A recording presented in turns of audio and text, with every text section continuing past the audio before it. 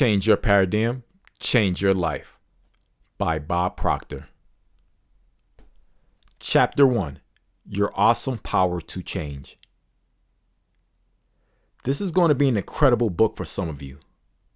Why didn't I say all of you? Because I want to stress the vital importance of making a decision to change your life. You decide if it's going to be you. Changing your paradigm takes a committed decision because it goes in the opposite direction of nearly everything we've been taught. We go to school, take a book, read it, ask questions on the material, and then go on to another book. The truth is, we can't possibly understand the contents of the book this way. Reading something once and moving on is not going to do it.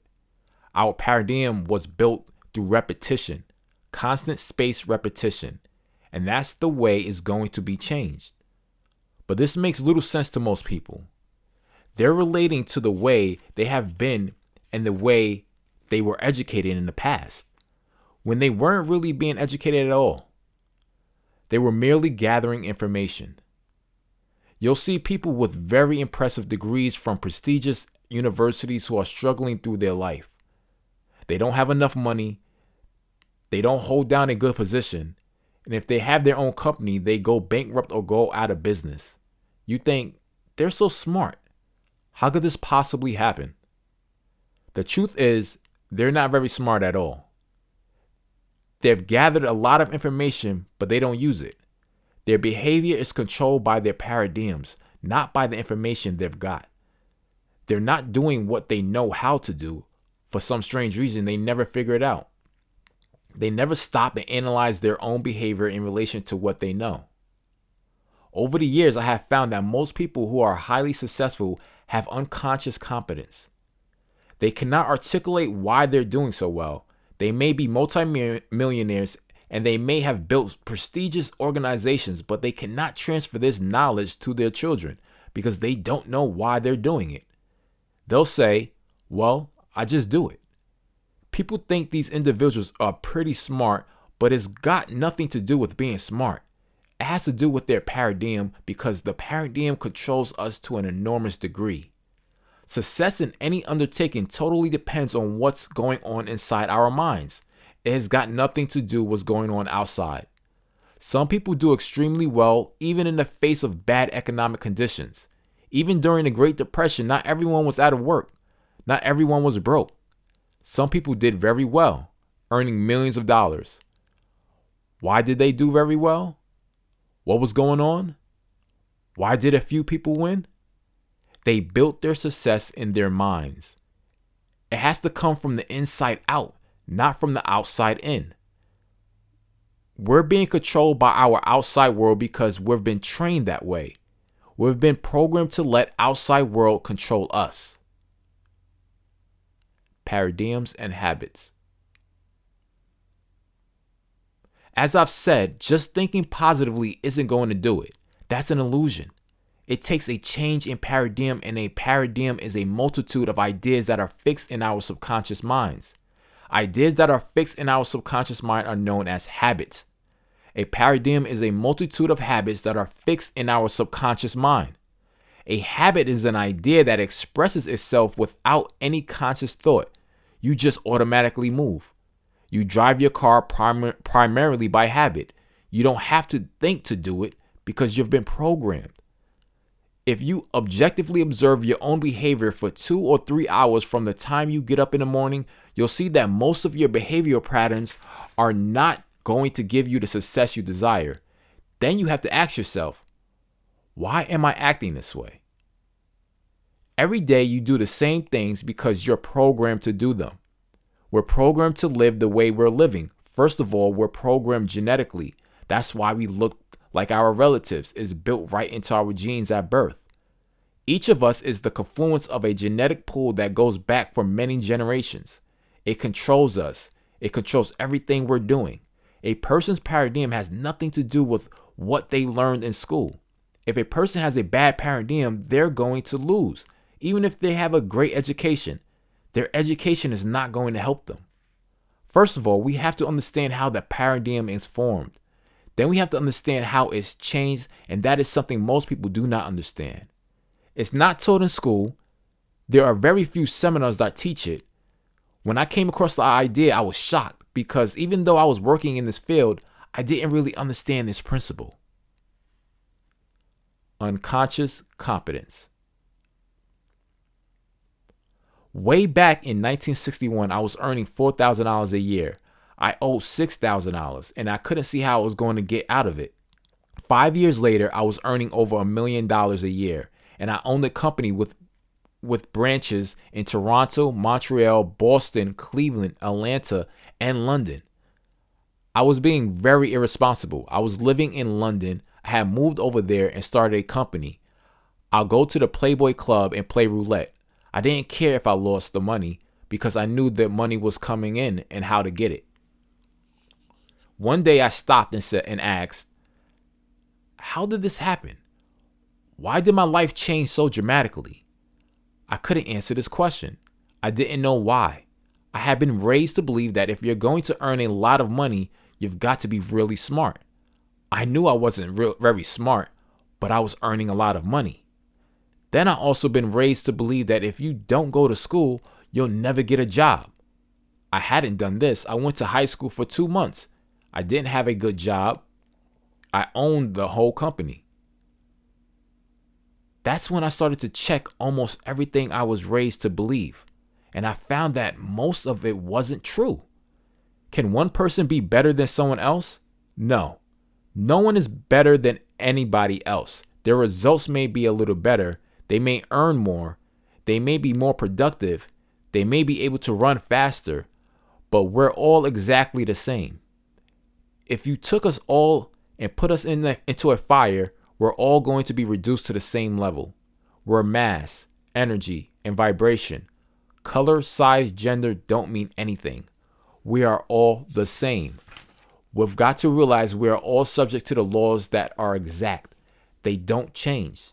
They weren't made by men, so men are not going to change them. Our success is going to depend on our understanding and our ability to bring our lives into harmony with these laws. One day I had a euphoric experience and everything in my head started to shift. I didn't know why I was acting as I was. I didn't know why I was winning. I had no formal education, no business experience.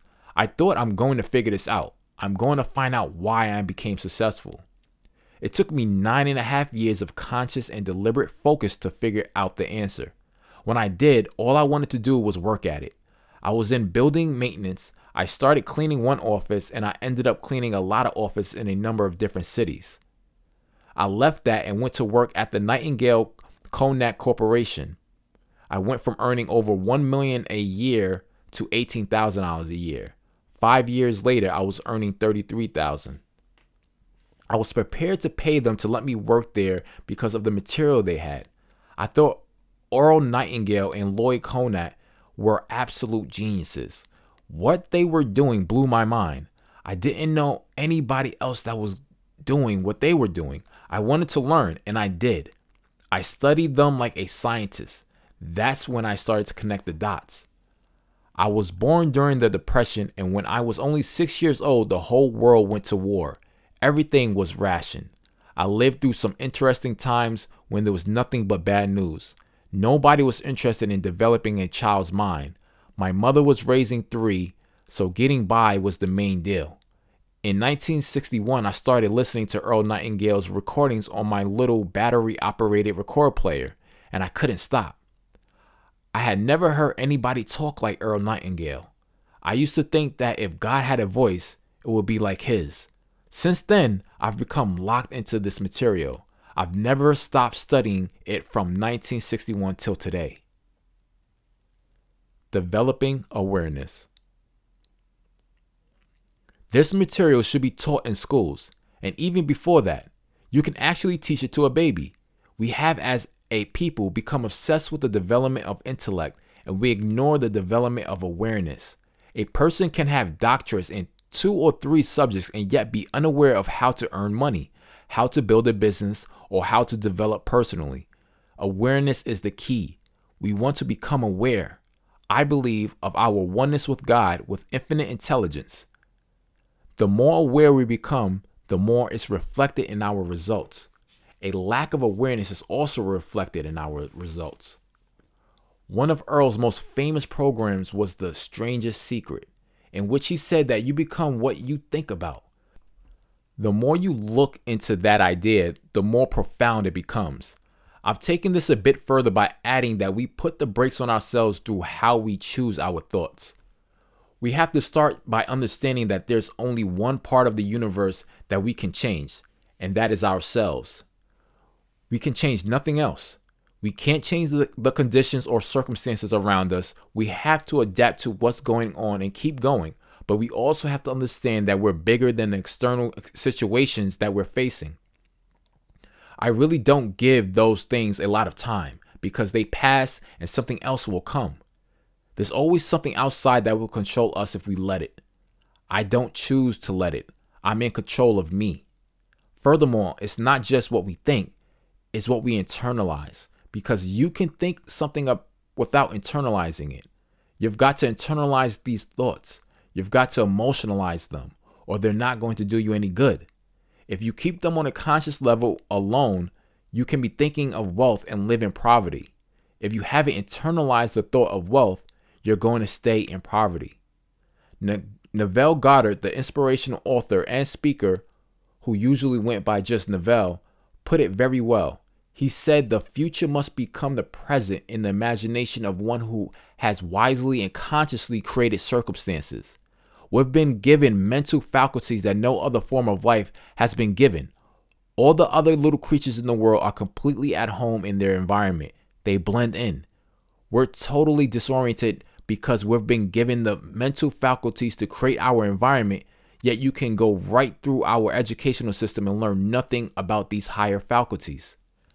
Memory, perception, will, reason, imagination, intuition, these are phenomenal powers, but we do not understand how they work. As the late best-selling author Wayne Dyer said, when you change the way you look at something, what you look at changes. If you change your perception, you change your world. We've got perfect memory. We've got perfect intuition. All of our higher faculties are perfect. They need developing, but we're not even taught we have them. So we're not taught how to use them. The imagination is not just something to play with. Everything we see, the world around us, was first created in the imagination and then turned into physical results. The world operates by law. Aerospace engineer Wiener von Braun put it very well. When John Kennedy asked him, what would it take to build a rocket that would carry a person to the moon and then bring him back safely to Earth? Von Braun answered, the will to do it. This will is one of our higher faculties. It enables us to hold one idea on the screen of our mind to the exclusion of all outside distractions. When you focus on one idea, that idea must move into form. As Andrew Carnegie observed, any idea that's held in the mind, that's emphasized, that's either feared or revered, will begin at once to clothe itself in the most convenient and appropriate form available. One of the first laws of the universe is the perpetual transmutation of energy. Energies are forever moving into form, through form, and back out of form. Energy and form. On a clear day, you can look into the sky and see a little cloud gather. There's energy moving into form. Then the cloud will start to get dark and heavy, and boom, out comes the water. If you stood there long enough, you would see the water go right back to where it came from. Energy returns to its source of origin. That's true with us and with everything that we use. We're living with laws. Most people don't understand the laws, so they're not living in harmony most of the time. As we understand the laws and bring our life into harmony with them, things start moving into the right direction. Ralph Waldo Emerson said the law of cause and effect is the law of laws. What you put out comes back. If you give a lot of good, you're going to receive a lot of good because you're putting yourself in harmony with it. When The Secret came out, it did a lot of good, but it also confused many people. They believe in the law of attraction. Think of it, and you will attract it. But most of the people that talk about the law of attraction don't really understand it. The The law of attraction is a secondary law. The primary law is the law of vibration. It decrees that everything moves, nothing rests. We live in an ocean of emotion, and we think on a frequency. Thought is energy. The frequency you're thinking on is going to dictate what you attract to you, because it's going to control the vibration that you're in. You can't attract something that you're not in harmony with. If a person is poor, they have no money. They've never had any money, and they're thinking they're going to get rich. All they'll ever do is remain in poverty. They're in a poverty vibration. When they understand that and change it, they're in a different world, and they're playing in a different game. We believe that education is putting information in our heads, but that's not it at all. Maria Montessori, the famous educator, said, "We send children to school and we think they're cups. We want them to fill up the cup. The truth is, the cups are already full. All the knowledge, all the power there ever was or ever will be is omnipresent. You've already got all the knowledge and power you'll ever need. You don't get energy, you release it, and you release it to desire. When you've got a desire, you've got the energy to do it. Our spiritual DNA is perfect. There's perfection within every one of us, and that perfection seeks to express itself within and through us. Spirit is always for expansion, for expression. It always shows the essence of who we are as pure and unadulterated spirit. It always wants to express itself in a greater way. That's why we want things. Actually, we don't want to get, we want to grow. I want to run faster. I want to jump higher. Spirit wants to express itself through us. We're spiritual beings. You'll hear people say they're having a spiritual experience. They're not. They're spirits having a physical experience. The perfection within us is seeking expression all the time. That's why we run. We want to run faster. If we jump, we want to jump higher. If we sell, we want to sell more. It doesn't matter what we do, we've got the desire to do more. We should understand why. Creative dissatisfaction. When I was a little boy, my grandmother used to tell me, "You should be satisfied with what you've got." Grandma was an angel, and we didn't want to say she was wrong, because how could Grandma be wrong? But she was. We should never be satisfied with what we've got. Dissatisfaction is a creative state, and by wanting more, you're going to do more. It's not a matter of getting it. If you think having more is going to make you better, you're kidding yourself. You're going to be miserably disappointed. It's doing more. You're going to bring more of yourself to the party. That's all I'm doing. I'm just bringing more of me to the surface. I want to do a better job today than I did yesterday. The idea of retiring seems to indicate that the objective in life is to get enough to live on so you don't have to work. But we're not made for work. Work is made for us. We get satisfaction from our work. You go to work for satisfaction. You earn money by providing service. You provide service to earn money. We've got to get some of this straightened out. We've got it wrong because people in powerful positions had it wrong and they were teaching us. And we thought, how could they be wrong? Corporations and systems. Up to now, I've been talking about individuals, but let's apply this idea to a larger framework. Let's say a corporation. These principles are very important, but I don't think they're properly understood by people in key positions. We spend a lot of money on systems, on buildings, on things, but we don't spend that much on people. Let's take a hotel as an example. When you take the people out of the hotel, you don't have a hotel anymore. You have a building full of stuff. The hotel is people. If we want to build a business, we've got to build the people. Everybody has the potential. We've got to learn how to develop that potential. If you want a person to do a better job, you better find out what they want, because the only time they're really going to try to do better is when they're working towards something they really want. You've got to want something in order to bring more of yourself to the party. We tell employees, listen, you've made a mistake. Let me show you how to do this right. But they go back to the way they've been doing the task because they're programmed to do it that way. That's their paradigm, and telling them something isn't going to change it. They may change for today or tomorrow, but then boom, right back to the paradigm. The paradigm is like a thermostat. It controls the temperature of the person's performance. If you want to change the temperature of their performance, you've got to change the paradigm. You have to change that thermostat. And to do that, you have to understand it. You have to start educating people so that they start understand who they are, what they are, and what makes them tick. I've gone into companies and taught these principles. The results have been astronomical. Understanding how the mind functions isn't just for largest insurance companies. We raise the sales by hundreds of millions of dollars by teaching the people to form a couple of new habits. I got people to commit to being in front of a prospect by 9 a.m. and asking them to purchase $100,000 worth of insurance. We told them, you don't even have to sell it. Just ask them to buy.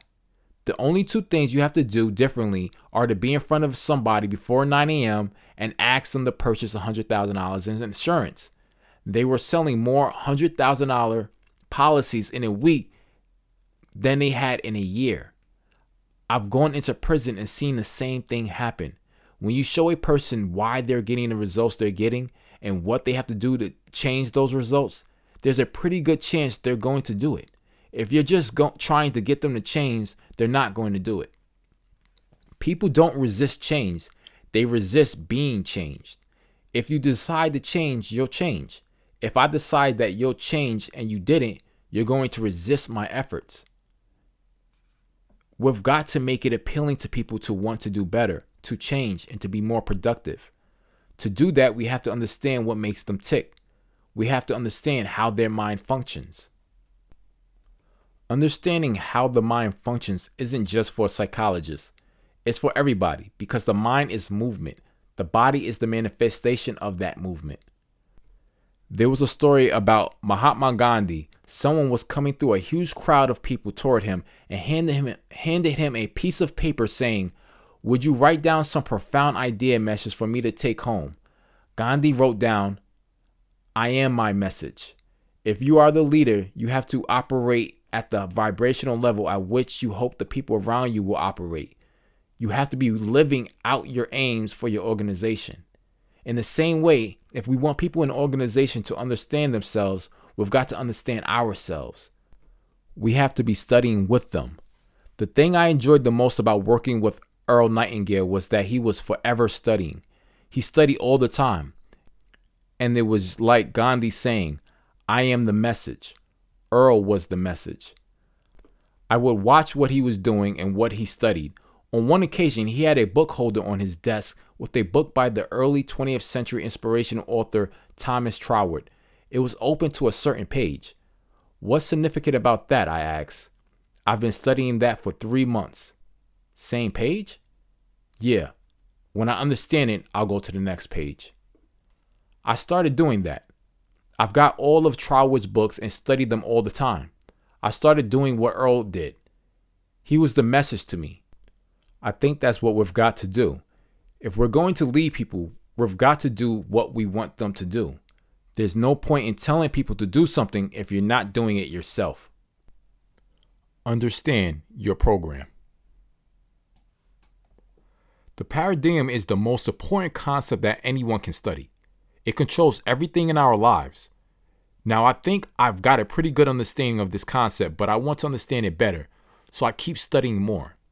If you want to change something, you've got to use repetition. If you've only been told your name once, you wouldn't even know what it is. They had to call you by your name over and over until you finally started to respond to it. A lot of the ideas that are controlling people right now are absurd, and they were originated by someone that may have lived maybe 300 or 400 years ago, but they've been passed down along in the DNA since then, and they've become part of your DNA. This kept expanding for about 280 days after conception until you made your debut on the planet. Your mind was wide open. Everything that was going on around you went right into your subconscious mind. Most people are starting out behind the 8 ball. That's okay, because you can change that. I was 26 when I started to change. I've done fairly well and I've helped few million people change, but I've still got a lot to learn. I have been at it for a long time. I've gone into prisons, I've gone into schools, I've gone into corporations. The human being is a fascinating expression of life. We've got awesome powers locked up within us. If we're going to change, we've got to understand what's involved. If you're going to drive the car, you have to understand what the gear shift is. You have to understand something about your computer if you're going to work with it. There are programs in our computer and we rely on them. If we want the program to change, we have it done by somebody that writes code. Your paradigm is a program and it's in your biocomputer. The people who write the code for the program controlling your life knew nothing about the mind. They were passing along what they had received. Nevertheless, they installed this program through repetition. We were taught the same things over and over: how to use a spoon, how to walk, how to get one foot in front of the other. It was repetition. Patient, constant, spaced repetition. Attitude, the magic word. Attitude is everything. How well anybody will do with this material will depend on their attitude, which is the composite of their thoughts, feelings, and actions. They're joined together like the colors of a rainbow. I've listened to a record of Earl Nightingale's, which is a magnificent essay on attitude called The Magic Word, over and over, perhaps 10,000 times. The magic word is attitude. By repeatedly listening to this record, I became aware of what attitude is. Then I became aware of my own attitude. I became aware that I had a bad attitude about who I was and what I was capable of doing. I had to become aware first of what attitude actually is, and then I had to become aware of how to change it. I changed it the way it was built. Somebody else had built it through repetition, because what Earl had to say about attitude went against everything I had been taught up to that point. I will listen to the same record over and over again. I have a copy of Napoleon Hill's Think and Grow Rich bound in black leather. I've been reading this particular copy every day since 1963. I started reading this book when I was 26. My sister Helen, 2 years older than me, had a friend named Pat, and Pat was a reader. She always had books. She always had a book with her. I think Pat read everything in the local library. Think and Grow Rich was the first book I ever read. When I was first given the book, I said, I can't read. That wasn't true. I could not read well, but I could read, but as well as most people at the 7th grade level. When I started to read this book, my sister said to Pat, Bob started to read. When I saw Pat, she asked, Helen said you're reading. Yes. What are you reading? It's a good book. You'll enjoy it. Think and Grow Rich, she smiled. A few months later, I saw Pat again. She asked, Hey, Bob, are you still reading? Yeah, I said. What are you reading? Think and Grow Rich. Gee, you were into that the last time I saw you. Yeah, I said. I'm still reading it. She looked at me kind of strangely. A few months later, Pat asked me, Are you still reading? Yeah. What are you reading? Think and Grow Rich. I read that one book for a long time. I was doing what's required to change a paradigm. I didn't know that. I wasn't doing it deliberately. I was just fascinated with what I was reading. Pat thought that was a strange behavior. She read a book and then go on to another one. Pat was well educated because she read so many books, but she didn't even know herself. She was a maintenance person, and she and her husband had nothing. They never got anywhere. They never accomplished anything in their lives. They just got by. God's highest form of creation, and they just got by. As I often say in my seminars, when you read a good book through the second time, you don't see something in that book that wasn't there before. You see something in yourself that wasn't there before. The repetition creates the awareness. I'll give you another example of the necessity of repetition. When I was a kid, I had a friend named Jack Gregory. While we were hanging around his house, I would say, Are yous coming? Jack's mother would say, Bob, it's not yous, it's you. I thought that she didn't know that because there were more than one of them. It has to be yous. I tried to keep saying yous, and she kept correcting me. Then I would hear somebody say, Are you coming? When they were talking about more than one person. I would hear somebody else say, Are you coming? In the same kind of context. I would try to correct myself. I'll try to say, are yous coming? And I will stop myself and say, are you coming? I felt very uncomfortable saying this, but eventually I changed my habit of speaking. Now, whenever I ever hear anybody say yous, I immediately think of Miss Gregory. Miss Gregory used repetition to create an awareness in my mind. I don't think she knew she was doing that. I certainly didn't. But that's what she did. That's what we have to do. We have to create awareness that what we're doing, our habitual behavior, is not producing the results we want. We have to become aware of how to change our behavior, and we have to change it the same way we have built it, through repetition. Read the same book. Listen to the same recording. If you listen to Earl's recording of the magic word for a couple of times a day for 6 months, I guarantee that you'll be acutely aware of your attitude. And although it sounds so simple, it will change your life. I still have my old record player and the little 7-inch records that Earl recorded way back in the early 60s. I listen to them over and over again because I know that I can have a better attitude than I have now. Chapter 2. Are you living in someone else's paradigm? As I said in the previous chapter, very likely you are not living in a paradigm that you built yourself. Only on very rare occasions is a person living their own paradigm. Almost everyone has their paradigm built for them. A parent, a guardian, someone else, and it controls their whole lives. Create the world you want. The subconscious mind, which operates according to your paradigm, is wide open, and everything that's going on around goes right into it. The subconscious mind is totally deductive. It has no originating capacity whatsoever. It is also amoral. It's like the earth, which really doesn't care what you plant in it. As Earl Nightingale said in The Strangest Secret, you can plant sweet corn, and a 1/16 of an inch away you can plant nightshade, a deadly poison. One will grow in just great abundance as the other. So it is with the subconscious mind. Whatever you plant will grow. Like the earth, the subconscious doesn't determine what good or bad, it just accepts and grows it. Your subconscious mind expresses itself through your actions. Many seminars will have you sit down and write out how you would like to live and where you would like to live, and what you would like to do, what you would like to earn, and whom you would like to mix with. When you've written down all these things down in detail, you've built a picture. For most people, that's usually the end of the exercise.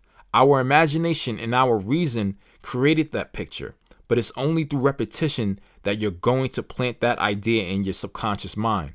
To do that, you have to write it out over and over again, 3 times every morning. I write out 9 lines and record them. I send them to Sandy Gallagher, my business partner. She does the same. We're both on the same frequency. It's the way we want to see our business, and we want to accomplish it with it. We reinforce this vision through repetition. We'll do this for a year or 14 months. We're creating the world we want to live in our own company. That's what has to be done. Writing causes thinking, and thinking creates pictures. You're creating an image in your consciousness with your imagination, and you're painting it with words to bring something beautiful about. Once I asked an artist how he did such beautiful work. He said, I dream my painting and then I paint my dream. That's essentially what we're doing. We're dreaming our painting and then we're going to paint our dream. Through the repetition of writing this vision over and over, we're planting in it universal intelligence via the subconscious. The universal intelligence of the subconscious mind functions in a lawful way, and it works exactly the same way for everyone, whether you're living in the middle of Africa or the middle of Chicago. When you impress an idea over and over upon the subconscious, that idea must by law manifest through you. This process causes us to do things a little differently because that idea has to be expressed.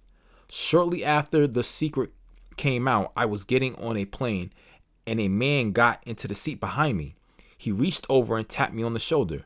I smiled and said, well, who are you? He told me who he was. He was a golf pro, and he was going to the FedEx tournament in New York. He had just watched The Secret and said, "I think you can help me." "I could probably help you a lot," I said. One thing led to another, but essentially I told him how he had to fix the ideas in his subconscious mind in order to create a new paradigm. That's really what you're doing. The paradigm is the picture that controls your behavior and gives you the results you want. You don't have to worry about where they're coming from. They'll come because you're in harmony with them. Do you want to? Consider this. Nothing is created or destroyed. All science and theology teach that. Everything is already here, in one state or another. People often have trouble making decisions because they don't know where the resources are going to come from to manifest them. I say the only prerequisite to making a decision is, do you want to? The money, the help, the people, none of that is important. The only prerequisite when you're making a decision is, do you want to? What you want is on a frequency that's much higher than the one you're operating on. When you make a decision, you commit to it, you flip your mind into that frequency. You have to stay there. Then it becomes part of your new paradigm. You've got to stay on that frequency because it controls your behavior as well as what you attract to you. Our mind operates the same way as a radio or phone. You've got to get on the frequency of the good you desire. I was around 15 when my family got our first phone.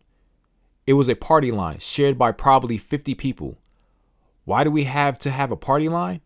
Because we weren't aware that there's an infinite number of frequencies. Once we became aware of that, everybody could have a phone. There are millions of phones because there's an infinite number of frequency. Your phone number is a frequency. In the mind, your paradigm is your frequency. The picture in the subconscious mind dictates the frequency we're on, what we're doing, and what's coming to us. As I write this, there's a pandemic going on outside. It's a sad thing, but it's not going to slow me down. I'm working with the law, and I know everything I require is going to be attracted to me. It's going to come when I absolutely need it, not before. Because that's the way the law works. So I must be patient and do what I have to do to stay on the same frequency. Determined imagination. I want more than I've got, not because I want more money, but because I want to grow. I want to become more of my oneness with infinite intelligence with God. If we really understand this and keep working at it, it's going to happen. But we've got to keep working at it. We have to paint the picture of the good that we desire and write it down. When you have created an image in your conscious mind, you impress it on the subconscious mind through repetition, and you let yourself feel it. It's got to be real. Neville called this determined imagination. Thinking from the end is the beginning of all miracles. You don't work toward it. You go where you already are in your mind and you get emotionally involved. Then it's only a period of time until it comes to pass on the physical level. You've got to live in it now. I've got it now. The second I see it in my mind, the second I get emotionally involved with it, I've got it. Everybody's going to think you're a little crazy, but that's okay. They'll think so anyway. They don't know. They don't even know they don't know. You're moving ahead and they're not. So they're going to think you're crazy. They're going to think you're making a mistake. The truth is, you're starting to do things the right way, but only a very small percent of the population is doing it the right way. About 95% are trying, but only 5% win. A woman in Germany taught me something I think I knew intuitively, but I hadn't heard it said in words. She said, all success is 5% strategy, 95% mindset. And that's right. We have been programmed, and part of our programming is to live from the outside in. We've been taught to live through our senses. Will you listen to what I'm telling you? Will you look at what I'm showing you? I have 2 little dogs in the house. They can see, hear, smell, taste, and touch, but they don't have the intellectual factors that I do. Perception, will, reason, imagination, intuition, memory. A, B, C type goals. We also go about things the wrong way. I sort goals by ABC. A-type goals are doing what we already know how to do. Now, goals are not for getting Getting is merely a byproduct. Goals are for growing. Goals enable you to draw on this marvelous power that you've got locked up within you. Once I asked a person in a seminar, "What is your goal?" He said, "I want to get a new car." "What kind of car do you want?" I asked. "A Pontiac." "What are you driving now?" "A Pontiac." "I see," I said. "How old is the car?" 4 years old." "How long have you had it?" 4 years. "What you're telling me then is you got a new Pontiac 4 years ago, is that right?" "Yeah." "Then that's not a good goal. For 4 years, you've known how to get a new Pontiac, so there's no gain there. Now, that doesn't mean you shouldn't get a new Pontiac, but that's not a good goal. For 4 years, you've already known how to get a new Pontiac. Going to the store to buy bread is not a goal, even though you're still going to do it, but there's no growth attached to it. Then there is a B-type goal. A B-type goal is something a person thinks they can do. If this person pays me what she owes me, and if this happens and that happens, I could actually do this. That's the B-type goal. You can see how to get there. If a whole bunch of conditions and circumstances and things happen in a certain way, you can do it. The C-type goal involves something you have no idea how you're going to get. It's off in the dark. It's beyond anything you've ever done before, but it's what you want. It's the house you want. It's the job you want. It's the business you want. It's the accomplishment you want. You have no idea how to do it. You haven't got the money. You haven't got the time. And you don't have the wherewithal to make it happen, but you want it. That is the only true prerequisite for a goal. You've got to really want it. Wants come from the essence of who we are, the perfection that's within us. That spiritual DNA, which is perfect, is motivating us. It's coming into our consciousness. Want this. I sat in a house on Maplewood Lane in Glenview, Illinois in 1973. I just left working at the Nightingale Cognac Corporation. Except for my family, I was alone. I took my pen and said, I'm going to build a company that operates all over the world. I had absolutely no idea how I was going to do it. I certainly didn't have enough money to pull it off. I didn't have any help, and I didn't have any employees, but I had an idea. As Andrew Carnegie said, any idea that's held in the mind and emphasized, whether feared or revered, will at once begin to clothe itself in the most convenient and appropriate form available. This reminds me of the great suffering of Job in the Bible. He said, "The thing which I greatly feared is come upon me." If you're afraid of something, you're going to attract it. In any case, I had no idea how it would happen, but I wrote it down. I'm going to build a company that operates all over the world. Today, we operate in 89 different countries. I built a television station. We can broadcast all over the world.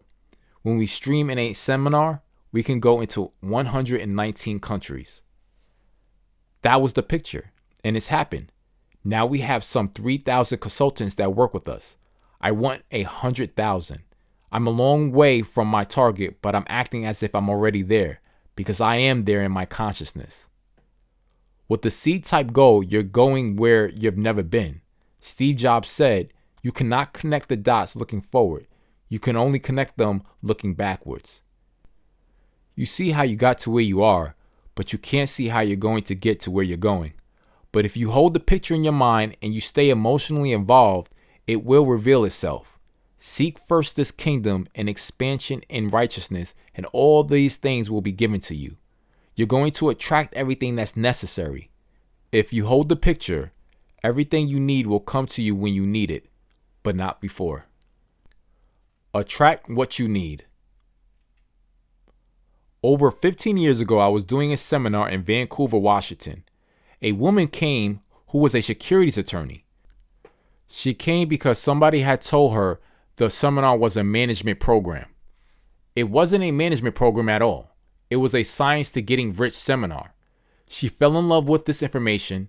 This woman had a doctor's degree in law. She was buying and selling banks, turning banks public. She had gone to the best universities in America and in the UK. She had graduated at the top of her class. This woman fell in love with what we were doing. She bought everything we were selling. About 3 years later, she became my business partner. She owns half of this company. She is the Gallagher of the Proctor Gallagher Institute. Her genius has helped us grow. She understands money. I don't. I know how to get it, but I don't know how to manage it properly. That's why we're growing so rapidly and doing so well, because I attracted what I needed. We've got a young guy who understands everything in the studio we built. He walked in from Manchester, England. He knows how to do everything. He could operate it on his phone from England if he wanted to. I've got a creative director who has done all kinds of television work. We've got one of the most phenomenal teams of people you've ever seen. All of them were attracted because of what I wrote down that day on Maplewood Lane in Glenview, Illinois, 1973. Once I wrote down that goal, I started to work as if I had already reached it. Because that's what you've got to do. Neville said the future must become present in the imagination of the one who would wisely and consciously create circumstances. Neville also spoke of thinking from the end. In other words, you don't work toward a goal, you're already there the second you've set it. Thinking from the end is an intense perception of the world of fulfilled desire. You've got to see yourself for what you want and act as if you already got it. Build your paradigm as a picture of how you want to live your life. With every aspect of your life that you want to change, how do you want it to change? What do you want it to be like? Describe it in detail. And it's always got to be in the present tense. Begin everything by writing. I am so happy and grateful now that. Some people worry about stretching too far. They say that your goal has to be anchored in at least a bit of reality, because if you overreach, you'll strain yourself. But reality is an interesting word. It's a part of the paradigm. The Wright brothers were not realistic. I had the good fortune of working with Sir Edmund Hillary on 2 or 3 occasions. He's gone now, God bless him, but he certainly wasn't being realistic when he became the first man to climb Mount Everest. A lot of people have died trying to get to the top of that mountain. I don't think there's any limit to what you're capable of doing. Nonetheless, it's true that if you stretch too much at the outset, you could cause yourself problems. That's trying to force things. We don't know how long it takes to get in shape for running a marathon. We don't know how long it takes to get $1 million. We only know that we can get there. The time frame may be different for you than me. Your new paradigm is an idea, and all seeds have a gestation period. For a human baby, it's about 280 days. In Canada, where I live, it's around 70 days for a carrot. We don't know what this gestation period is for a spiritual seed, which is an idea. No one knows what the gestation period is for an idea. You guess at the time, but you're guessing, and you're usually wrong. Now, I have known a couple of people who guessed right and landed on the exact day they have visualized, but that's unusual. Even so, I don't think there's any limit to what we can do, because you're working with infinite intelligence and with the law by which how everything happens by law. And when they go wrong, we're violating the law. Create or disintegrate. The Bible says the wages of sin is death. When I heard that as a kid, I thought, whoa, is that ever severe? Is that true? Yes. I just didn't understand what death meant here. There's a basic law of life that says create or disintegrate. If you're not going ahead, you're going backwards. When you violate the law, that's the sin. You go backwards. You're working against it. You're trying to force things. When you're working with the law, you go ahead. When you're doing it right, everything flows beautifully. If you have to really struggle, you're probably going against the law. At one point, I was working with a multi-million-dollar company on a program. I liked the individual involved and he likes me. But what we were trying to do was too much of a struggle. I knew it right then and I told him that I thought we should forget it because we were struggling. I think we're working against the law, I said. I think there's something wrong with what we're doing. I don't know what it is, but I think you'll agree with me. There's a struggle. And there should be. It should be a free flow. When things are clicking along for you, you're doing it right. You're doing it by the law.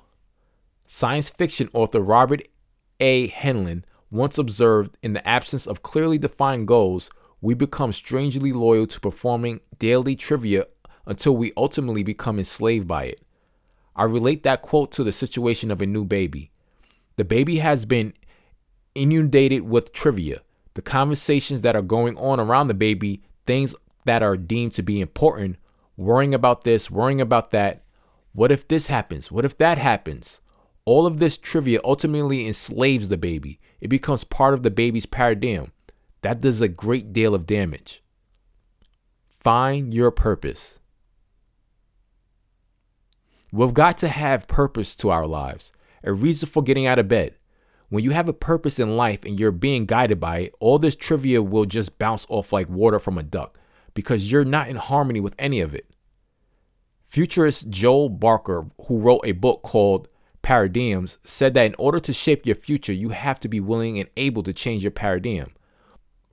Willing is very important, but if you don't have purpose, the odds are pretty good that you won't be willing because you have to do things that don't make a whole lot of sense to you at first. You've got to start doing things that go against your paradigm. For example, part of my paradigm is to be at my studio at 5:30 a.m. and do my writing exercises. The last thing I do is write 10 things I'm grateful for, and I do this every day. It's not difficult for me. It would be difficult now if I didn't do it because it's part of my paradigm now. But when you first start doing these things, you're not only forming a new habit, you're breaking an old one. And that's not an easy thing to do. That's why people on weight loss programs have a difficult time. They're not only forming new habits, but breaking old ones. If you don't have a strong sense of purpose, you probably won't be willing to do that. You've got to have a purpose that really means something. It's the reason you get out of bed in the morning. We're not here just to earn enough to get by. Your purpose then makes you willing to pay the price to do it. And without the purpose, you won't do that. How do you decide on the purpose? That takes some discipline in itself. You can start by sitting down and asking yourself, what do I really love doing? I believe we're all hardwired to do something really well. I'm really good at what I do. I'm not much good at anything else, but I don't want to do anything else. I just work at getting better at what I'm doing. I recommend doing the following exercise early in the morning. I'm more creative in the morning. That's why doctors operate early in the morning. Their hand is steady and the patient is more receptive. Sit down in the morning and ask yourself, what do I really love doing? I think you'll find your purpose there. It's your purpose because you love it. You can easily get on the wrong track here. When I was speaking at a seminar in Phoenix, a doctor told me he was thinking of leaving his profession. Why is that? I asked. You can earn enough money. Today, he said, the medical profession is all messed up. You've got to work harder and put in more time to earn less money. That's probably true, I said. But why did you become a doctor in the first place? Because I love it. You better think about what you're doing then, because if you love it, it doesn't make any difference whether you're getting paid or not. You're spending your days doing what you love to do. You don't go to work to earn money. You go to work for satisfaction. You provide service to earn money. I explained that to him until he finally got it. Desire, the key to ability. Anyone can do what anyone else has done. Don't think there's any limit to what you're capable of doing, but it's strongly linked to desire. If you aren't able to play football like Tom Brady, you won't want to play football like Tom Brady. Napoleon Hill said, if you have the desire, you'll have the ability to do it. If you don't have the desire, you won't have the ability. The ability comes with the desire. So you could be a poor boy or girl living in a poor neighborhood, but you really desire to have a few $1,000,000 in the bank. You could do that, even if you don't desire to have money of a Jeff Bezos. If you have the desire, you have the ability.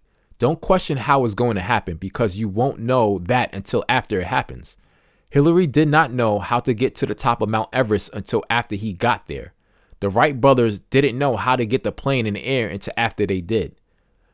The way will be shown, but you've got to get on the frequency of the good that you desire. Most people are on an AM frequency by wishing they had FM music. If you want FM music, you've got to get on the FM frequency. If you want an example of someone who was living someone else's paradigm but turned it around, you could take my own life. At 26, I was underweight, I was shy, I had very low self-esteem, I owed money to everybody I knew, and I had never done anything of any consequence. I was kicked out of school after 2 months in high school, and I wasn't a very nice person. I had a bad attitude. Today, I think I'm a very nice person. I've earned millions of dollars, I've helped millions of people, I'm at the top of my game. I don't know anybody that is doing what I'm doing better than I am. And I believe that if I could go and do it, anybody can. Out of solitary. For years, I was going into Kingston Penitentiary, a maximum security prison in Canada, once a month. I had a deal cut with the security people. I said, anybody that wants to come and listen to me should be able to come. Oh, they said, that's being ridiculous. No, it's not, I said. If anybody wants to come, they've got to be able to come. Finally, they agreed. There was one guy who'd been in solitary confinement for 7.5 years. He had shot someone in a holdup near Windsor, Ontario. The guy didn't die. If he had, they would have hanged this man because at that time they were hanging people in Canada for murder. He was sentenced to 27 years. He had been in solitary confinement for 7.5 years. He got out 1 hour a day by himself in the yard. The warden called him a mad dog. He was a big guy, 6'2", 200 pounds. When I started teaching this information, this man would come in and sit in the back. I brought in cigarettes, coffee, and donuts. He was sitting in the back, eating donuts, smoking, and drinking coffee, making noises like an animal, sitting on the table with his legs swinging. If I said something about faith, he'll laugh and scoff. He was getting everybody's attention. This went on for about 3 months. I knew that I either had to stop it or quit going there. I didn't want to quit going, but I was scared of this guy. Then one day, when he started to act up, I stopped what I was doing and very slowly walked to the back. I stood right in front of him and said, "You've got to be the stupidest bastard I've ever met." You could see his muscles tighten up and his face went red. I thought he was going to kill me. Then he started to laugh. He must have thought, this guy is crazy. All of this happened in seconds, milliseconds. I can earn money faster than you can steal it, I said. In a half an hour, I'm going to tell the security to open the door. I'm going to go out, get in a nice car, and drive away from here. You're going to go back in a cell for another 20 hours. He was quiet then. The next month, he was sitting in front, and if anybody shuffled their feet, he turned and glared at them. He was like the disciplinary officer in my meeting. Eventually, they let this prisoner out on special parole. He had been married with 2 sons, and while he was in prison, his wife had a little girl. He was befriended by a priest who arranged for his wife to get back together with him. He couldn't leave the city of Toronto, and he had to report to the Mounties every month and to the city police every week. This guy came to work with me. A year or so after, I went down hammering on the desk of the parole officer, saying, "You've got no right keeping this guy on parole. I'm going to England and I want to take him with me." They tore up his parole and gave him his passport and off he went. Never got in trouble again. Lived a good life. He's gone now, but he was worth all kinds of money when he died. If this worked for him, it can work for anybody. The learners shall inherit the earth. At a Human Resources Congress held in 1969 by the Nightingale Conant Corporation, we had philosopher Eric Hoffer as a speaker. He was a grand man. He never went to school and he worked as a longshoreman, but he was a very confident human being. Hoffer wrote a number of books, the greatest of which was The True Believer. At our Congress, he said, "In times of change, the learners will inherit the earth. While the learned find themselves beautifully equipped to deal with a world that no longer exists, the learners will inherit the earth." I took that to mean people who are continually studying are going to be happy, healthy, and wealthy. Actually, there is no such thing as a learned person. You're either learning or you're not. Hoffer also said, to learn, you need a certain degree of confidence. Not too much, not too little. If you have too little confidence, you'll think you can't learn. If you have too much, you'll think you don't have to learn. It's very important to have a certain degree of confidence at all times so that we'll continue to grow, expand, and learn about ourselves, the world that we're a part of, and what we're capable of doing. I'll talk about this in the next chapter. Chapter 3. Developing the confidence to change your paradigm. In the last chapter, I mentioned a Human Resources Congress that featured Eric Hoffer. I was in the back of the ballroom at the same Congress at the O'Hare Hyatt in 1969 when Bill Gove was speaking. There was about 1,000 people in the audience. He stood in front of them with a handheld mic and he said, "If I want to be free, I've got to be me. Not the me I think you think I should be, not the me I think my wife thinks I should be, not the me I think my kids think I should be. If I want to be free, I've got to be me."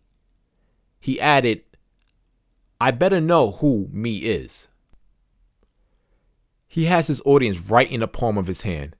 Now, I had gathered a ton of information and I've been studying it every day for about 8 years. I was standing in the back corner of the room and thinking, wow, he's so good. If only I could do that. On his Magic Word recording, Earl Nightingale says, "Now, right here, we come to a rather strange point. We tend to minimize the things we can do and the goals we can accomplish, and for some equally strange reason, we think other people can accomplish these things that we cannot." He added, "I want you to understand that's not true, that you've got a deep pool of talent and ability within you." If at the 1969 conference you were to ask me, "Do you understand what Earl said?" I'd have said, "Of course I understand it. I've been listening to this straight for 9 years every day." But all of a sudden, it was as if a rocket had gone off in my mind. That's what Earl means. I was thinking I couldn't do what Bill Gove was doing. At that point, I made up my mind that not only was I going to do what he was doing, I was going to get him to teach me. I made up my mind to leave a note for Bill Gove asking him to teach me how to do what he was doing. I was ready to learn. Confidence comes from knowledge. Confidence comes from knowledge. When people say they don't have any confidence, that's not completely true. They're probably confident that they can get dressed, tie their shoes, and drive a car. They're confident that they can do all kinds of things. What they don't have the confidence to do something they really like to do is because they don't know how. The more you learn how, the more confidence you'll have. I made up my mind I will learn how to do what Go was doing. So I got to know him and I paid him thousands of dollars on a number of occasions to sit down with him. I don't speak like Bill Gove at all. He would never know that he was the one who taught me to speak. I had the ability to speak inside of me. He didn't need to teach me that. He taught me how to be calm and confident in front of a group of people. He said, "Quit worrying about what they think of you." That's what I really learned. Author Terry Cole Whitaker wrote a book called "What You Think of Me Is None of My Business." That's the way it is. The tyranny of other people. That brings me to a related issue, the tyranny of what other people will think. Earl Nightingale helped me there.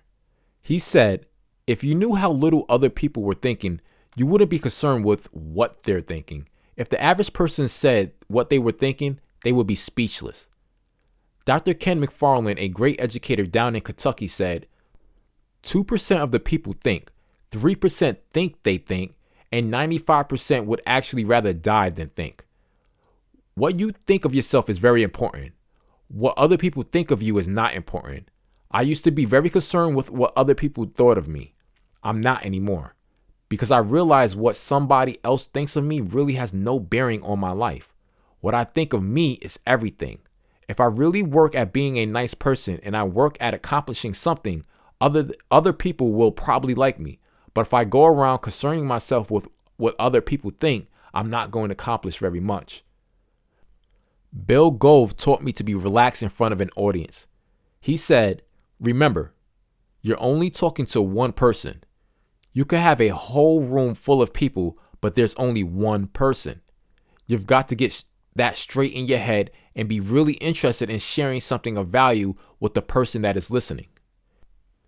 If you focus your attention on what you think of you, everything will work out pretty well. That's what I've done, and that's the way it works out.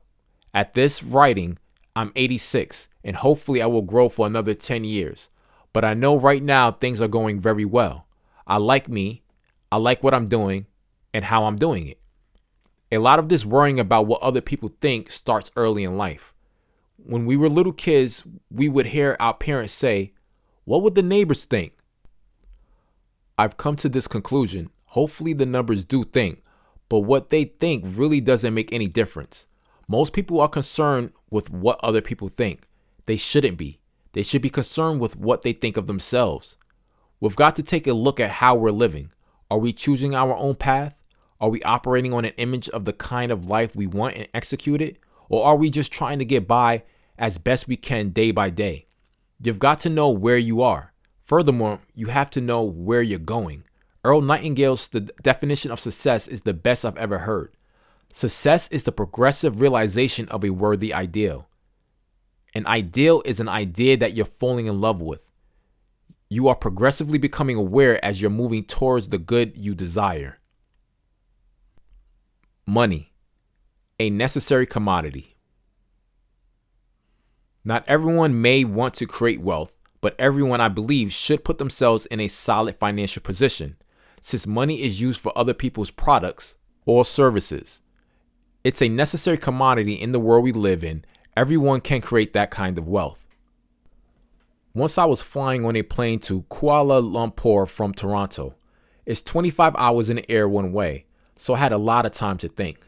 I spent the time doodling on a pad with a calculator. I kept thinking, how can I improve the business? How can I create a new idea? I wrote down $1 million, the numeral 1 followed by 6 zeros. I had earned $1 million in the 60s, but I really didn't know what I had done. As I had said earlier, I was unconsciously confident. Then I thought of people I knew that had earned $1 million. What was so different about them? I suddenly realized they weren't different at all. It's that they didn't have just one source of income. If you have a job, you've got one source of income. I don't care how good you are at it, and I don't care how much you earn an hour. You still have only one source of income. Wealthy people have many sources. Historically, even if you go back to the ancient Babylonians, wealthy people all had multiple sources of income. Then I got an idea. I would do a seminar to teach people how to earn $1 million by creating multiple sources of income. We did that very well, teaching how anybody could become wealthy by setting up multiple sources of income. You don't have one source, you have all kinds of them. I have no desire to be as wealthy as Jeff Bezos. I have no desire to have millions of dollars. I'm happy with 2 or 3 million in the bank and being busy working and creating work because I like to give it away and I like to do a lot of good. That's what I think wealth is for. But anyone, I don't care who it is, can become reasonably wealthy. And it's easier today than it's ever been because of the internet. I set up a company called MSI Connect. MSI stands for multiple sources of income or multiple streams of income, where people work together, helping one another set up their MSIs, doing joint ventures and becoming affiliates. There are many different places where people can go, but it's a matter of changing your paradigm. If you're not too interested in earning money, you should get interested because it controls a good part of your life. If you're not interested, it's because your paradigm is trying to stop you. It's like a cop. It stands there and won't let you go past. You've got to get past that cop. You've got to decide that the paradigm is not going to control you anymore. Say, no more. I'm moving ahead, I'm going ahead, and I'm not going to stop. How much money do you want to earn? Get busy and start earning it. When I first started reading Think and Grow Rich, I went from earning $4,000 a year and I owed $6,000. So if I paid debt for a year and a half, I would have just broken even with nothing to live on. In less than a year, my income had gone up to $14,500 a month. Somebody has said there was good money in cleaning floors. I said, I'm not proud. I'll clean floors. I started to clean offices. We ended up cleaning them in 7 cities and 3 different countries. Boom. Away it went. You've got to get with people that know how to earn money. They will teach you how. It's a subject and it has to be learned. School does not teach how to earn money. A person can have a master's degree in commerce and finance and still be broke because they have never learned how to earn money. They may have learned how to keep it and count it, but they need to learn how to earn it. Lloyd Conant and Earl Nightingale didn't start a business. They started an industry. I was having dinner at Lloyd's house in 1968, and I asked him how he started this company. He said, I read a little green book all weekend. I wasn't interested in how he started the company anymore. I wanted to know what that green book was. It was The Science of Getting Rich by Wallace D. Wattles, first published in 1910. Earl gave me a copy. I've never stopped reading it. It's phenomenal. Success and the worthy ideal. Let me go back to Earl Nightingale's definition of success, a progressive realization of a worthy ideal. Say someone had accumulated $5 million and is working towards $10 million. Another person is a student in school who's getting a C and D average, but is working toward an A and B average. They're progressively moving in a given direction. Although their paths are totally different, one is equally as successful as the other because both are moving toward a predetermined objective. Success is not where you are, it's where you're going. It's the direction you're moving in, your life aim. The basic law of life is create or disintegrate. If you're working toward a predetermined goal, you're creating. You're doing what God meant you to do. I believe we're here to do God's work. Now, they say God's the creator, so God's work would be creation. When we're given creative faculties, we should get on with the job and start creating because we're quite capable of it. A lot of people carry around the idea that they'll succeed if they just set a goal, write it down on an index card, and work as hard as possible. They're not going to go anywhere. They'll go up and down until they get tired of going up and down, then they'll quit and level out where they are. And that's the way they'll live the rest of their lives. Take the gyms or workout centers. People who own them have earned millions selling memberships. They know that when a person buys a year's membership, they may go for 2 or 3 weeks, then they'll stop going. That's because the person never changed their paradigm. They want to change their body, but they don't want to change the thing that controls the body. The body is the instrument of the mind. It will reflect the operations of the mind, whether they are automatic or consciously and deliberately chosen. If you understand the laws and you're working in harmony with them, you'll still have to work to reach your goal. It won't be just a walk in the park, but it's going to be a very good trip. You're going to enjoy it, and you're going to keep moving ahead. But understand that moving ahead means that you're changing the paradigm. You want to change the results, but the results are nothing but the manifestation of your actions. Your actions are caused by the paradigm, not by how much you know. People know how to do better, but they don't do it. We've got to change the paradigm if we're going to reach our goals. It's an absolute essential. No one who hasn't got something understanding of the paradigm is really going to enjoy a successful life. And oddly enough, not many people understand the paradigm. Over the years, I've discovered that a lot of people are very successful, but don't understand why.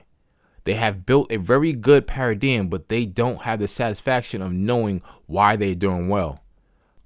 What they've got is non-transferable. They can't give it to anybody else. When you understand paradigms, you understand how they're built and you understand how they can be changed. Then you're off to the races because you can take control of your life.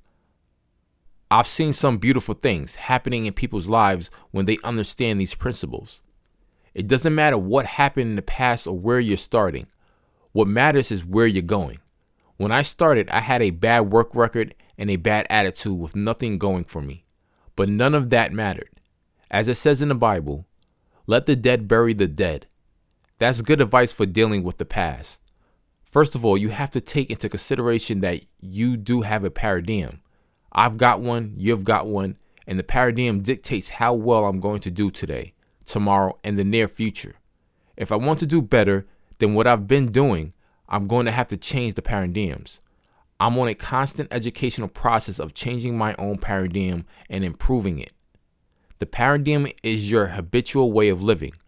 Part of your paradigm is very good. It serves you. It's good for you. It's good for other people, and it's creating good in your life. So a paradigm is not all negative. It's both positive and negative. I want to turn more of the bad ideas that I've got into good ideas and my bad habits into good habits. So I work at it every day, and I will until I die. I went away for about 3 days with a couple of friends, and I worked on my purpose. I determined that my purpose is to live and work in a prosperous environment that encourages productivity and pleasure so that I can improve the service I render to my family, my community, my company, my nation, and ultimately the world. It's one of service. It took me over 3 days to figure this out. You should spend time working on your purpose. It's your reason for getting out of bed, and it will help you make a lot of decisions. People offer me great opportunities which could earn a lot of money. I'm not remotely interested in some of them because they're off purpose. Marshall Fields said, "Real estate is the best, safest way to become wealthy." I don't necessarily agree with that. A lot of money is earned in real estate, but I'm not remotely interested in real estate. That will be off track for me. My purpose is what I'm doing. To live and work in a prosperous environment that encourages productivity and pleasure so that I can improve the service I render to my family, my company, my community, my nation, and ultimately the world. That's what I do. I do it every day, from early in the morning until early evening. If you have not found your purpose, I will recommend setting aside 10 to 15 minutes every morning. Put a pen and pad someplace where you can sit quietly. If you drink coffee, make yourself a cup of coffee. Go to your spot, sit there, and ask, what do I love doing? I believe we're all hardwired to do something great with our lives. We've been given enormous talent and ability beyond the scope of our imagination. But if we don't find our purpose, we won't use this ability. We could end up running from one successful adventure to another, remaining constantly frustrated because it's never what we wanted and we don't get enough satisfaction from it. Earl Nightingale said, "You don't go to work for money. You go to work for satisfaction. You provide service to earn money. If you're on purpose, you're going to get tremendous satisfaction from how you spend your days. I do, because everything I do is on purpose." You may wonder whether your purpose is created or discovered. I believe it is discovered. One time I watched a woman who was being interviewed on television. She had been a dancer in a chorus line in Las Vegas, and she said, "I knew I wasn't a good enough dancer to be a star, so I quit. I love baking pastry, so I moved to France and I got jobs working with some of the best pastry shops in France." She became one of the best pastry chefs in the world. At this point, you may be thinking, but I can't earn any money doing what I love. It doesn't matter whether you're earning money if you love what you do. What matters is, do you love it? Earl Nightingale also used to say that riches come in two forms, tangible and what he called psychic. Psychic income is the satisfaction you get from the way you spend your days. Material income, of course, is the amount of money you earn. It's all based on the law of compensation, what Earl called the formula. The income you earn is in direct ratio to the need for what you do, your ability to do it, and the difficulty of replacing you. There's got to be a tremendous need for what you're doing, so you're going to get really good at it, and you're going to be really difficult to replace. Chapter 4. Paradigms and Cybernetics. Setting your control system to achieve your desired results. Let me go on to the relation of paradigms to cybernetics. They're very similar. Cybernetics was discovered during World War II by Norbert Wiener and Arturo Rosenbluth, a mathematician and a physician, respectively. It's the science of control and communication in the animal and some machines. The best way to understand the cybernetic mechanisms is with your thermostat. You will set the thermostat in your home to control the temperature of the house. Let's say to 70 degrees. I live in the north where it gets very cold in the wintertime. You could be sitting and all of a sudden feel a cold draft around your feet. And the house is cold. You go to look at that thermostat and the temperature has dropped down to 66 degrees and you wonder what's the matter. You find that somebody left the door open. A message goes from the thermostat to the furnace. A fire is turned on, the fan is turned on, and it blows heat into the house until the thermostat gets up to 70 degrees, and then it shuts it all down. The automatic pilot on the plane is a cybernetic mechanism. When the plane leaves its point of origin, the pilot will flip on the automatic pilot, that is, the cybernetic mechanism. Now, he could go back and have dinner with you. He doesn't, but he could, because the automatic pilot is flying the plane. The plane may be hit by some unexpected turbulence that knocks it off course. The cybernetic mechanism cuts in and brings it back on course. It's always a matter of correcting and bringing the plane back on course. A cosmetic surgeon named Maxwell Maltz applied this concept to the mind in a book he published in 1960 called Psycho-Cybernetics, a psychological mechanism. A paradigm is like a cybernetic mechanism. Suppose a person is 70 pounds overweight and wants to lose weight. They've got to stick to a diet. They start on the diet and sure enough, stick to it. They lose 5 pounds, then 7, then 10. Then the person starts eating the food they're not supposed to eat. What happened? The paradigm kicked in and took them back on their usual course. A diet is the start of writing a new paradigm, but people don't see it that way because they don't know how to write a new paradigm. They don't really understand the force they're up against when they're trying to change their eating habits. 9 out of 10 of them fail. That's why people keep going on and off diets. When they start to lose weight, they are brought back on their usual course, and they keep eating until they get back to being 70 pounds and overweight again. The paradigm works exactly the same as the thermostat or the automatic pilot. It controls your behavioral patterns. It controls what you're eating, your exercise, or whatever you're doing. That person has to understand how the paradigm is controlling what they're eating. That's why diets do not work. People don't understand they're being controlled by this program in their subconscious mind. They're trying to fight the program without understanding what they're fighting. They're dealing with an unseen enemy, and that's very difficult. When people start to understand how their mind functions, they can start making headway because they've realized something about the enemy. The enemy is the paradigm. When they don't understand that fact, they feel as if they're failing because they're not doing what they want to do. They give themselves a command, but they can't follow it. Understanding paradigms. Discipline is a big part of the solution. Discipline is the ability to give yourself a command and follow it. But for a person to be successful in disciplining themselves, they have to understand what they're working with. They have to understand what paradigms are and what they're doing. If they don't, they're in trouble because they're fighting an unseen enemy. King Solomon said, "With all thy getting, get understanding." Understanding is the opposite of doubt and worry. Understanding how paradigms control us changed the game completely. I have made a lot more headway since I started to understand why I had changed. When I was living in England, I was doing very well, but I didn't know why. I was unconsciously confident. I asked, what happened? I did not believe in a capricious God on a cloud who said, let Bob have a turn. I didn't believe in luck. Voltaire said, luck is a word we invented to express the effects of unknown causes. So I didn't believe that God had singled me out to be lucky. I wanted to know what the hell happened. Why did I go from losing up until I was 26 and then suddenly had tremendous success almost overnight? When a person understands what a paradigm is and how it's controlling them, they're going to go on a diet and they're going to start eating properly. They're going to start controlling their body because they see the body as an instrument of the mind. It obeys the operations of the mind.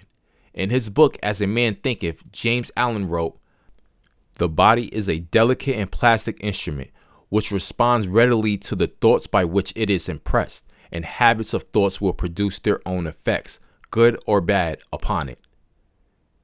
If you don't understand these principles, you'll have a hard time taking control and disciplining yourself because you don't even know what you're fighting. When you understand what you're fighting, using a combination of discipline and desire, you're going to win. Polarities. Put your left hand out and put your right hand out. The left hand is one side and the right hand is the other. There's a law called the law of polarity. It is the law of opposites. Everything has an opposite. Left, right, hot, cold, up, down, in, out. Let's say that the left is the negative, ignorance. On the right hand side is the positive, knowledge. On the conscious level, ignorance is the cause of doubt and worry. When you internalize these things, you set up a vibration called fear. When the fear is expressed, and it must be expressed because it was impressed by the mind, it expresses itself in the body as anxiety. That's what anxiety is, the expression of the fear caused by doubt and worry. And the doubt and worry were caused by ignorance. On the other hand is understanding. How do you get understanding? There's only one way, through study. You must study. Understanding leads to faith, which is the opposite of fear. Faith expresses itself in well-being rather than anxiety. Well-being is expressed as exhilaration. Now, in between doubt and worry on one hand and understanding on the other is. It just is. Nothing is bad or good, right or wrong, except our thinking makes it so. Everything just is. Our thinking determines whether it's good or bad. I think people should study. It's vitally important to study. But if we don't have a purpose and we don't have goals, we won't study. We get out of school and we think we're finished. Unfortunately, school really never taught us how to study or what to study. All this said, what things will really work in engraving the new paradigm in the subconscious? To begin with, I think a person has to understand that personal development does not have a finish line. We're used to studying something and finishing it. You're never finished studying this material. You'll never know yourself as well as you want to. You're always going to be changing the paradigm. Your results are always under construction. Growth and discomfort. I'm at the point where I know that when I go after something new, it's going to cause discomfort. If I'm feeling really comfortable, I know there's no growth being experienced. I'm stuck. The difference in understanding what's happening versus not understanding. When you try to change a paradigm, you don't know what you're doing. The odds are pretty good that you're going to lose. The paradigm is going to win every time. That's why people have trouble with diets or saving money or moving ahead at work. They don't understand how the paradigm is formed and how it's controlling them. When you do understand, you never stop changing the paradigm. The potential is perfection. I know a couple of people who think they're perfect. They're pretty dull to be around, but no one is. Yet the potential is perfection. You will be able to walk across the pool one day. I keep sinking, but the possibility is there. All things are possible. When you truly understand that concept, you're always going to move into an uncomfortable situation because you're always going where you've never been. You're improving your situation. You've got to know that's what's happening. When I go after new goals, I know it's going to cause some discomfort, and you can get very tempted. I could sit back and coast until the end of my life. I could be very comfortable, but I will probably be miserable because I'm too aware of what's happening. I've got to keep growing. Personal development is a never-ending process. Actually, personal development is a relatively new subject. Earl Nightingale and Lloyd Conant turned it into a business and helped people become more aware of it. Other people were fooling around in this area, but Earl and Lloyd took a very serious business-like approach. They attracted a lot of good people and built a company. People started to use the material the way it was meant to be used, and they started to see these ideas work in companies as well as individually. So companies started to utilize this material. When I was at Nightingale Conant from 1968 to 1973, there was no talk about paradigms. We referred to them as subconscious conditioning, but we didn't really understand its depth or how it was formed. After Joel Barker came out with the book Paradigms in 1993, we really got into the concept. Earl Nightingale also talked about constructive discontent. You're always wanting to improve, always moving forward. It's constructive, but at the same time, it's discontent. You're not going to be comfortable, but you're happy because you know you're doing what you want and you're going in the direction that you want to go in. Think from the state desired.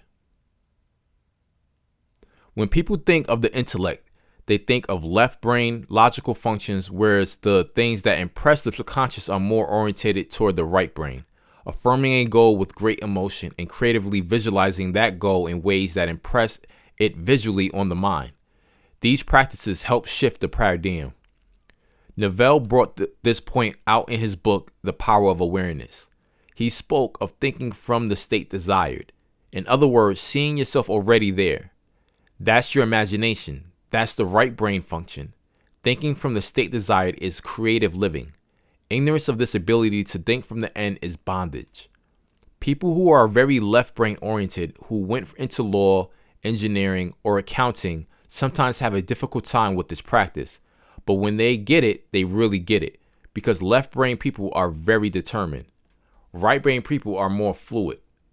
They operate more through vibrations and feelings than through concepts.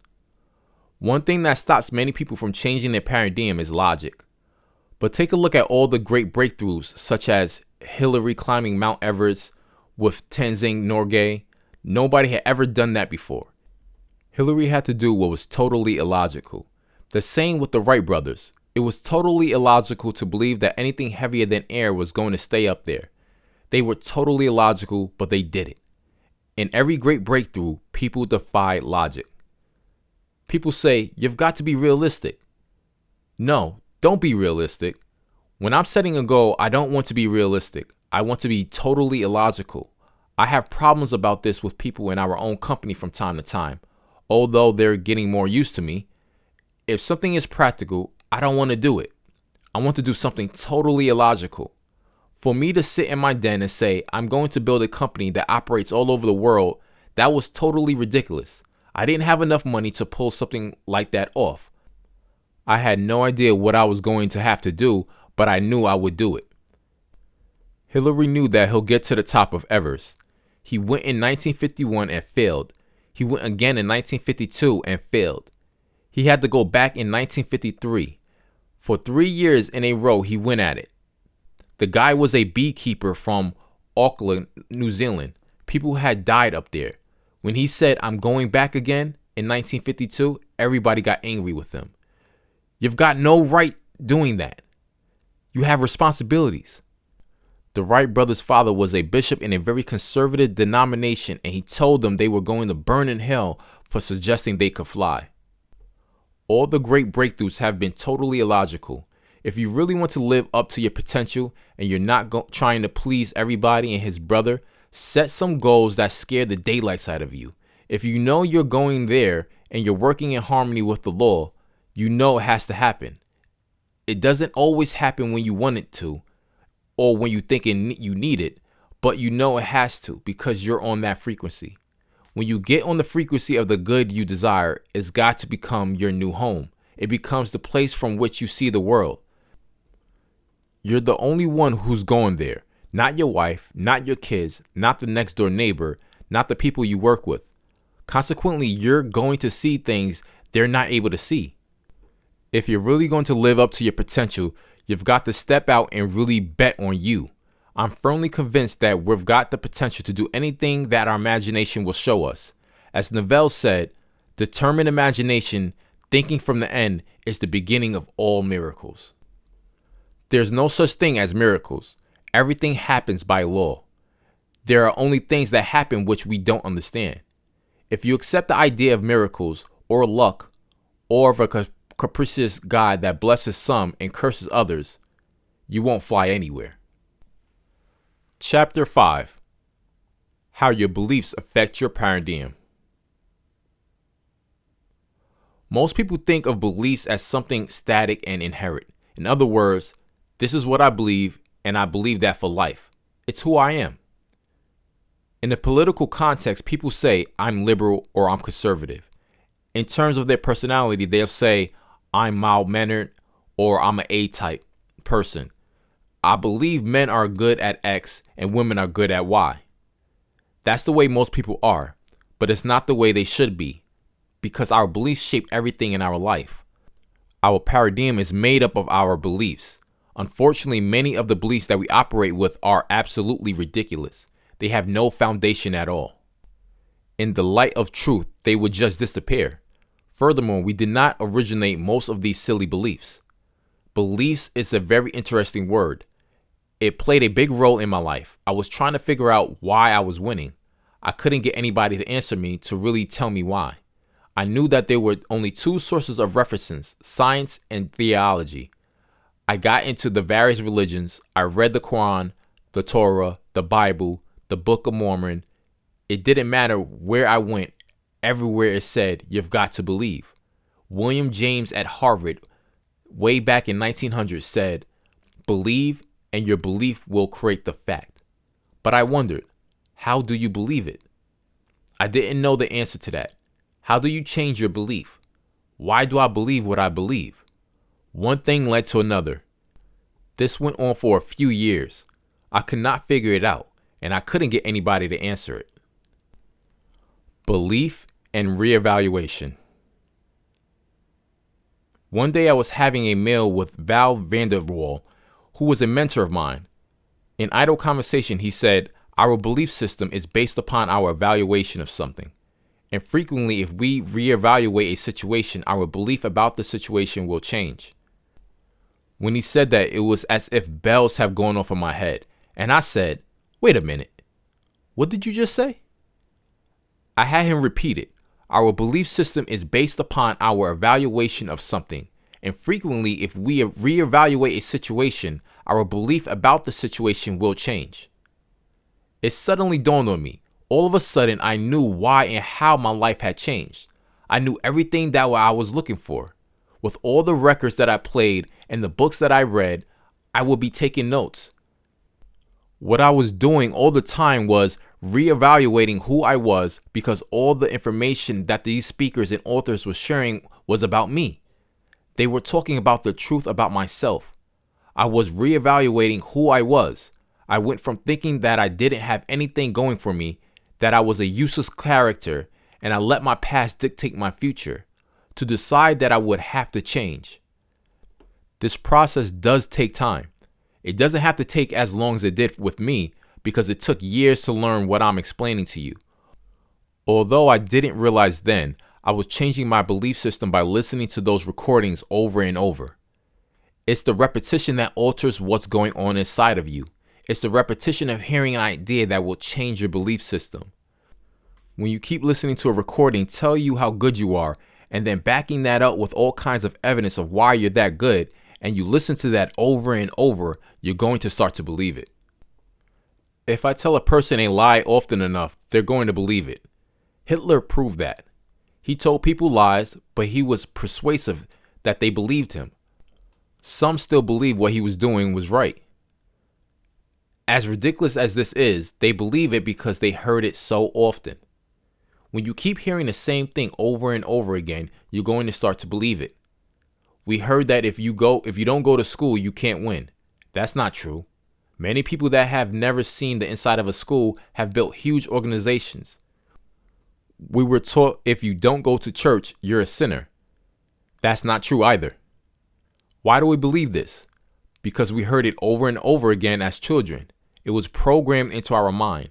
As a result of hearing that repeatedly as little children, we develop that belief.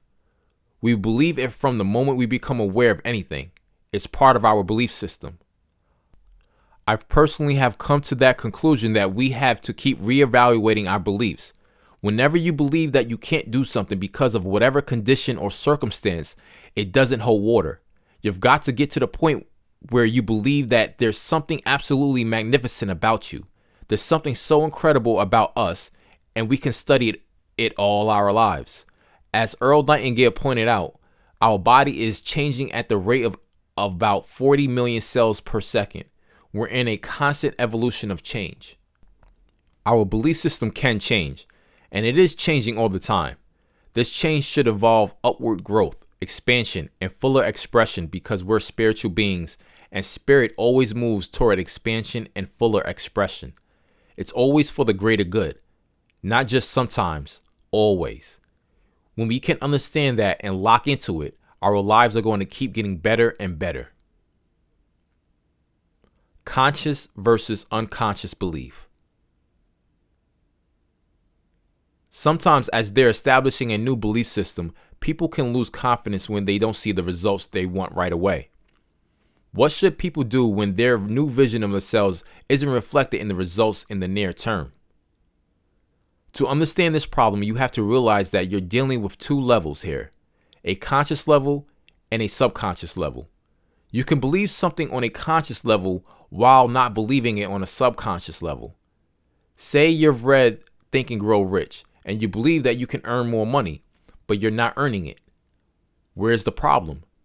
The belief is just in your intellect. It needs to be integrated into the subjective mind. Until it's properly planted in the subconscious, it's not going to manifest in results. It's quite confusing to people when they know they believe something, but it's not showing up in their life. It's a matter of praxis, which is the integration of belief with behavior. When you say, I believe I can do something, and you're not doing it, it's because that belief has not been properly planted in the subconscious mind. Through repetition and proper visualization, it will be planted in the subconscious. Then it starts manifesting as results. Author George Leonard wrote a book called Mastery. He said that if you stay with something, you'll be on a plateau for a while. But you stay with the practice day in, day out, one day you'll suddenly hit a jump and find yourself at a new level. But you don't know when that jump's going to come. That's when you take a quantum leap. When the mastery cuts in, there's an enormous change in results. It happens so fast. It's almost a shock. When my income went from $4,000 a year to $14,500 a month, it was a shock to my whole system. This happens when you master something. This process probably takes a different length of time with every person. I think it depends on repetition. How often you study it and how deeply you study it. Repetition is the key. People go to seminars, read books, and listen to recordings, but the results don't come, so they get very frustrated. They don't understand that all kinds of things happen that they cannot see. We're part of an unseen world. In fact, the biggest part is the unseen. Nothing is created or destroyed, and the law of vibration decrees that everything vibrates on different frequencies. Every frequency is hooked up to the one above and the one below, so everything is connected. The unseen and the seen are connected. Spirit manifests through its polar opposite. Spirit is working within and through the physical body that you're living in. The average individual knows nothing about that, or they believe it intellectually, but it's not happening, and that causes frustration. Quite often, people will quit when they may only be, as Napoleon Hill said, 3 inches away from the riches.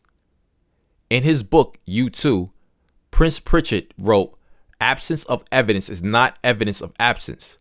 Then he added, "Think of an iceberg, where you see only the tip of what's really there, but just as real and out of sight are invisible sources ready to make a profound difference in what you can achieve." We're dealing with something we don't understand, with something that's absolutely foreign to the minds of most people. The average individual knows very little about himself or herself. We learn nothing about ourselves in school. Even if you study psychology, you never really get into the essence of who you are. It's all left on an intellectual level. You never get into the spiritual essence of who we are, which is pretty sad. When I first heard these ideas, I thought they were silly. But the man that explained it said, "My way's working and yours is not. Why don't you try it my way?" He was happy, healthy, and wealthy. I was unhappy, sick, and broke. He said, "Do exactly what I tell you until you find out I'm lying to you or I don't know what I'm talking about." I thought that made sense, so I followed his advice. Immediately, everything started to change. Of course, it started to change my belief system. Wernher Braun, considered by many to be the father of the space program, said years of studying the spectacular mysteries of the cosmos led him to a firm belief in the existence of God. He said that the natural laws of this universe are so precise that we don't have any difficulty building spaceships, sending people to the moon, and timing the landing within a fraction of a second. He said that these laws must have been set by somebody. I like that. I've adopted that. The trick is understand the laws as best you can. Then you'll start to understand how things happen and how things can happen. Overcome distraction. As I've mentioned, when President Kennedy asked von Braun what it would take to build a rocket to go to the moon and come back safely, he said, "The will to do it." The will is one of the higher faculties, and it gives us the ability to hold one idea on the screen of our mind to the exclusion of all outside distractions. Unfortunately, we are distracted all the time. You see, hear, smell, taste, and touch, but those five senses merely connect you with the outside material world. There's always activity going on out there, and it's always begging for your conscious attention. With the proper use of the will, you shut down these five senses and bring your mind into perfect harmony with the idea that you're focused on. That's what the great golfers do. That's what the great athletes do. That's what all the great salespeople do. That's what all the people who qualify as being great at anything do. They focus. They stick to their knitting. They don't wander all over the place. As human beings, we share the spiritual aspect with the rest of creation. In fact, spirit is 100% present in all places at the same time. Spirit is omnipresent. Everything is spirit. There's nothing that is not spirit. It manifests in many forms, but it always manifests in the polar opposite, the physical form. Although we share spirit with all that exists, what separates us from all the rest is that we are self-conscious. We are conscious of self. We have been given intellectual qualities that no other form of life, so far as we know, have been blessed with. Perception, will, reason, imagination, memory, and intuition. Each one of these faculties can be developed to a tremendous degree. They are reflected in the results. By their fruits, you will know them. As I've said, most people know very little about these higher faculties. They only go by what they can see through their senses. If you're going to let the physical world control you, you're never going to have anything more than you've already got. Everything in our material world is in the third dimension. You want to go beyond that into your higher faculties? If we're created in God's image, then all things are possible. We can do all things. We're not God, but we're an expression of God, and great work can be done. That's why Jesus said that even greater things are you capable of. You're dealing with an infinite power. There's no end to what you can do. It doesn't matter what it is or how good it is, it can still get better. I think better is such a beautiful word. The emotions are in the driver's seat. They cause us to move. But the intellect dictates what goes into the emotional mind. The conscious mind reasons both inductively and deductively. The subconscious mind only reasons deductively. In other words, it can only accept. It cannot reject. Your conscious mind has an inductive reasoning capacity, which enables you to choose what's going into your subconscious mind. If you're not using that inductive reasoning faculty, if you're just lying dormant, whatever's going on around you is going right into your subconscious mind and will control your behavior. How advertising works. That's how advertising works. It sets aside your inductive reasoning factor and opens up your subconscious mind. So you become totally deductive and do whatever you're told. You can set aside a person's inductive reasoning factor through fascination, agreement, or shock. That's how people become hypnotized. Hypnosis is nothing but suggestion. Advertising is a form of hypnosis. They fascinate you, shock you, set aside your inductive reasoning factor, and bang, a big picture comes out and goes right into your subconscious mind. They don't do this once. They don't sell one commercial. They sell a flight of commercials. These are run over and over, and the message goes right into the subconscious mind. Eventually, you find yourself doing what they want you to do, and you wonder why. It's because the idea has been planted in your mind. Advertisers know that if they fire an idea at you often enough when you are in a certain mental state, you will act on that idea. They get you in a state of fascination. You're watching a movie, there's somebody sneaking up behind somebody. Your heart is pounding. You're on the edge of the chair, and all of a sudden, bang! There's a beautiful car in front of you. They don't do that once. They do that over and over. Then you wonder why you're wandering around into the auto showroom. The subconscious mind is where everything happens. It's what causes us to move into action. The conscious mind, though, can dictate what's going into the subconscious. You've got to think, but most people don't. You can tell that they're not thinking by watching them. Response versus reaction. Dr. Viktor Frankl wrote a marvelous book called Man's Search for Meaning. He was a Jewish psychiatrist in a concentration camp during the Second World War, and he wrote, "Regardless of the intellectual or physical abuse you're subjected to, no one can cause you to think something you do not want to think." He pointed out that in every situation, there is a space between the situation and your response to it. Now, that space may be a millisecond, but in it, you have the ability to choose whether you're going to react or respond. If you merely react, you have given away your ability to choose to the circumstance or the person. You've given your power to whatever you're reacting to. If you say something that upsets me, then I've given my power to you. I've permitted you to upset me. I've quit thinking and I've run into my subconscious mind. If I'm responding, I take a look and think, I wonder why he said that. But it isn't true at all. I'm actually a very nice person. I don't have to accept that. Then you're not reacting, you're responding. That's what people have to learn to do. I've taught it to kids. I've changed their lives because they were reacting to whatever was going on. I tell them, when you're reacting, everything outside of you is in control of you. You're not in control of yourself at all. In order to be able to respond instead of reacting, first of all, you have to become aware that you are reacting. You can react so fast. There's that expression. She really knows how to press your buttons. For people to respond, they must think, and they've got to quit worrying about what other people think.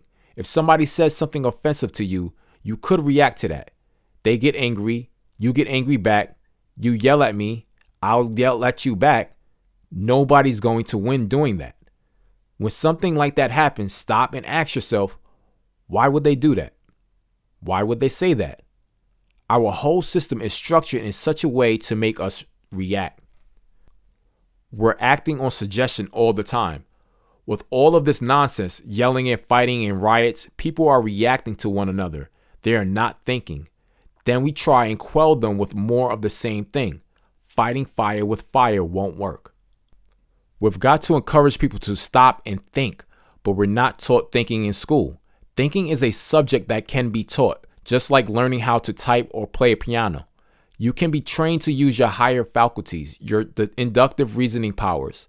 You can make up your mind that you're going to form the habit of responding rather than reacting to what goes on outside, and you can get good at it. I'm not going to tell you that I've never react, because I do. When I do, I become aware that I'm doing it, and I stop it. You can't win when you're reacting. Problem solving on paper. I use a couple of techniques when I have a problem.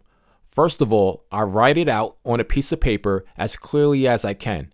After I've written it out, I'll go back and eliminate as many words as I can without losing the idea. I want it so that if I were to give you the paper and you were to read it, you would see the problem as I see it. When I've set out the problem that way, then I'll go and sit in a different place at the table. In my home, I'll put it on the dining room table. If I'm in my office, I'll put it on the center of my desk. Then I'll sit at another place and I'll ask, how would Earl Nightingale look at this? I'll mentally try and get into Earl's energy. How would he perceive this? How would he look at this? After I've played with the question like that, I may sit in at another place and ask, how would Napoleon Hill look at this? I may then sit somewhere else and ask, how would Andrew Carnegie look at this? I'll pick a half a dozen people, maybe Edison or Henry Ford, and mentally get into their energy. Pretty soon, I'm looking at it from a totally different way. I've already quoted my late friend Wayne Dyer. When you change the way you look at something, what you look at will change. That's shifting your perception of the situation. Now that's one thing to do, and it works like a charm. Next, you want to work from the high to the low. Coming from the high to the low means going from spirit down to the intellect to the physical realm. Always work from the spirit to the intellectual and physical. If you're working with electricity, you must work from a higher to a lower potential. If you try to go contrary to that law, you're not going to get any use out of electricity. The spirit is on the thought level. You're coming from the inside out, not from the outside in. You don't look at the present results and let them control you, as most people do. They go from the outside in and up from the bottom. They focus on the problem, then they pray to an unseen God in a cloud somewhere to fix it. We're spiritual beings, so we can go into our spiritual self, into the thought world. Thought is omnipresent. So is spirit. When he was voyaging to the moon, Captain Edgar Mitchell was doing thought transference exercises, which were later written up in a psychology magazine. Your thoughts are omnipresent. When you're thinking, you're working with an enormous power. Thought is the most potent energy there is. It makes the laser beam look small. You start from the thought to the idea to the thing. You don't work from the outside in. Work from the inside out. I've been doing this for a long time. It works like a charm. When you're working in harmony with the law, everything flows beautifully. When you're not, it's not beautiful. It's pretty rough. Chapter 6. The Paradigm for Power Performance. Let me now talk about ways to use this powerful mind of ours as to form a paradigm for power performance. One of the primary qualities is a great attitude. As I've said, my mentor Earl Nightingale called attitude the magic word. How does a person use the mind to develop a great attitude? What habits can you practice on a daily basis to reinforce it? I study continually. I have books on my desk. I have YouTube by Prince Pritchett, Ask by Mark Victor Hansen and his wife Crystal, You Too Can Be Prosperous by Robert Russell, The Power of Awareness by Neville, and Think and Grow Rich by Napoleon Hill. I've always got books on my desk. I have Thomas Troward's books in my book holder. If you're not into Troward's material, you may want to take a look at it. Earl Nightingale was reading Troward's Edinburgh lectures on mental science when I visited him in 1968. I asked Earl, should I read this? He just looked at me and said, yes. It probably took me until 1970 to understand what I was reading. I'd read a page, but I didn't know what I had read. Anyway, it's a phenomenal information. I keep my attitude right by studying constantly. The only way to improve is through study. There is no other way. You're trying to gain a greater understanding of who you are and your relationship with everything in the universe. Also, I'm continually attempting to improve what we're doing in our company. I'm always wanting to raise our sales. I want to sell more. I'm working with the sales department about ideas and selling. I am always creating new programs. Right now, I'm creating a master class on You Were Born Rich, which I wrote in 1984. I started studying in 1961. So I've been studying for 23 years before I wrote it. Its subjects are all great. Me and money, let go, let God, the law of vibration. It's been over 36 years since I wrote that book, but I can use the same subjects because I understand them much better and can go much deeper. Furthermore, you've got to have goals. You've got to be raising the bar for yourself all the time, being aware that your attitude is going to determine your success or failure. Then you're going to keep going in the right direction. Decision, visualization, discipline. Here are some basic simple rules. If you follow them, you win. If you violate them, you lose. There are 3 things that a person absolutely must lock into if they really want to set a higher goal and go after it. The first is decision. The second is understanding, visualization, and the third is discipline. That's how I keep my attitude right and keep things moving in the right direction for myself and the company. I've mentioned Neville more than once, and I like many other people in the personal development industry. I've been inspired by him and his works. One thing that changed my attitude from negativity to positivity is repeating a question of his right before I go to bed. Now that my dream is fulfilled, how do I feel? I work on different questions, different dreams all the time, and the feeling is very important. It's not how you think about it, it's how you feel. We don't become what we think, but we do become what we feel, because thinking is in the conscious mind. Feeling is in the subconscious. That's the universal side of our personality. It involves visualization. You have to see it fulfilled. You've got to work from the end, not to it. When you've done that right, you're on the right track. It's only a matter of time until your goal manifests in form, because you've already accomplished it in your intellect and your emotional mind. No one, of course, knows what the gestation period for an idea is. That's where faith comes in. I want to touch on some other aspects of power performance paradigm. The first idea is take responsibility for how you feel and act.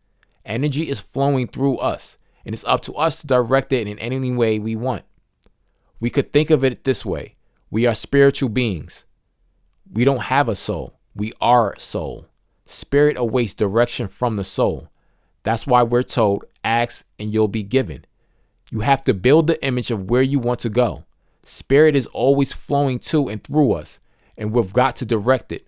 The soul is forever directing the energy that flows to and through it. It's up to us. God doesn't decide where we're going. We make those decisions. God does the work, but we decide. God does all the work through us. God, who is in every cell of our being, operates in a lawful, orderly manner. It takes our image and turns it over, and that's when it starts moving into form. The second principle is decide what you want and act as if you have it. What you want is already here. If not in one state, then in another. Most people don't understand that. They don't understand that nothing is created or destroyed. Everything is already here. That's why Wernher von Braun told President Kennedy that all was required to land a man on the moon was the will to do it. The ways and means to accomplish our goals are already here. We just have to get in touch with them. When you make a decision, the only prerequisite is, do you want it? Operating on frequencies. You're operating on frequencies. Visualize a series of lines in front of you, like on a line paper. Each line represents a level of vibration or a frequency. If you put an R on a line towards the bottom of the pad and say that R represents results, that's where you are right now. Now go way up on the pad towards the top, and over on the right hand side put a star. It's on a higher line, on a higher frequency. That's what you want. You've got to move yourself and your consciousness onto that line, into that frequency, or you're never going to reach your goal. You've got to act like the person you want to become. You've got to get on that frequency and live there. That's the only way your desired result is going to come to you. Most people just dream about their goals. They never reach them. You've got to act like the person you want to become. You've got to be it. That's why Goethe, the German philosopher, said, before you can do something, you must first be something. Your power life script. One technique I've discussed in my seminars is writing out a power life script in the present tense and recording it in your own voice. You write out how you want to live, everything you want, in as much detail as you can. It's always on the present tense, and you're always being thankful for it. I am so happy and grateful now that you've got to take your mind to that place. And you've got to live there, which is not an easy thing to do. You describe what you're thinking, what you're doing, how you're living. That's your life script. Your friends at work, your next door neighbor, your brother-in-law are all going to say, who do you think you are? We don't like that, so we don't go there. We've got to get past what they think.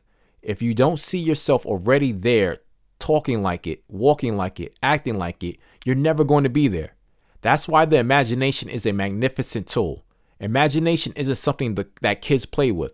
It's something that all wise people use to create the good, on the level of mind to start off with. We take ourselves to where we want to be and see ourselves already there. We walk like we're there, we talk like we're there, and we act like we're there, because in our mind, we are there. That's what prayer is. Prayer is the movement that takes place between spirit and form, with and through us. All prayers are answered. Most people think praying is getting on your knees and talking. That's not praying. That's making noise on your knees. A minister once told me, praying is what most people do between prayers. If you think about that, you'll realize how accurate he was. Prayer is when you mentally go into what you desire in spirit. You get into the spirit of it. Then you let it go through to your whole being. That's when it begins to move into form. Now it's only a matter of time until your dream manifests in physical form, and other people will be able to see what you've been seeing for quite a while. Earl Nightingale said, "This great dream, the surging dynamic thing invisible to all the world except to the person who holds it, is responsible for every great advance of mankind." That's one of my favorite quotes. Another valuable aspect of writing and recording a Power Life script is that many of us are used to having the chatter and self-talk of fear in our minds. It's trying to pull us back into the old paradigm, rehearsing our fears inside our heads and hearing this as our voice. If you write out this present tense Power Life script in your own voice and listen to yourself speak this reality over and over again, it re-scripts that inner voice toward what you want. It's powerful because you trust your own voice. It's got to get into your subconscious mind. That's what all the great actors do. If you really want to get into this concept, get Stella Adler's book, The Art of Acting. Stella Adler was a great method acting teacher. Marlon Brando was her student and was the first student of method acting to hit superstardom. He wrote the foreword to that book. Actually, Stella Adler never wrote a book. She had lessons, and when she passed away, a man named Howard Kissel took them and put them in a book, The Art of Acting. It's magnificent. As William James said, act like the person you want to become. Yul Brynner, I understand, played the role of the King of Siam in The King and I on stage 3,000 times. Every time it was as if it were doing it for the first time. He understood how to get into that part. When George C. Scott was shooting the movie Patton, he became so much like General Patton that he scared some of Patton's friends who were on the set. George C. Scott was a great actor. All the great actors lived their parts. That's what you've got to do. We've got to write the script and live the part. This is how it moves into form. Your accountability partner. Another important idea in the paradigm for power performance is getting an accountability partner. We say we're going to do things, and when we say it, we probably believe it. But life frequently gets in the road, and we don't. Even when people say they're committed to a course of action, they still don't carry it out. When you make an irrevocable commitment and you have an accountability partner, you're accountable to that person. Pick an accountability partner whom you respect and whom you want to respect you. You say, "This I will do," and they hold you accountable for that. You don't want to let them down. You don't want to look bad in their eyes. The odds of you doing it have increased substantially. I've already discussed the accountability methods used by Sandy Gallagher and me. Every morning I write out my sentences 3 times, then I record them, and then I send them in a text. I don't want her to think that I'm not doing that because I want her to respect me, and I know she wants me to respect her. We use this approach with various projects we're involved in. We're just phenomenal partners. Sandy is very good at what I'm not good at, and I'm very good at what she's not good at. Recently, we were talking about a particular person in our company, and I said, that person's not aware of what they're not good at, and that's causing them a problem. You've got to be aware of what you're not good at. It's okay not to be good at it. As I've pointed out, you don't have to be good at everything. There are some things I know I'm never going to be good at. I don't even want to try. I have somebody else doing those things. Instead, I take what I do and I work to get better at it every day.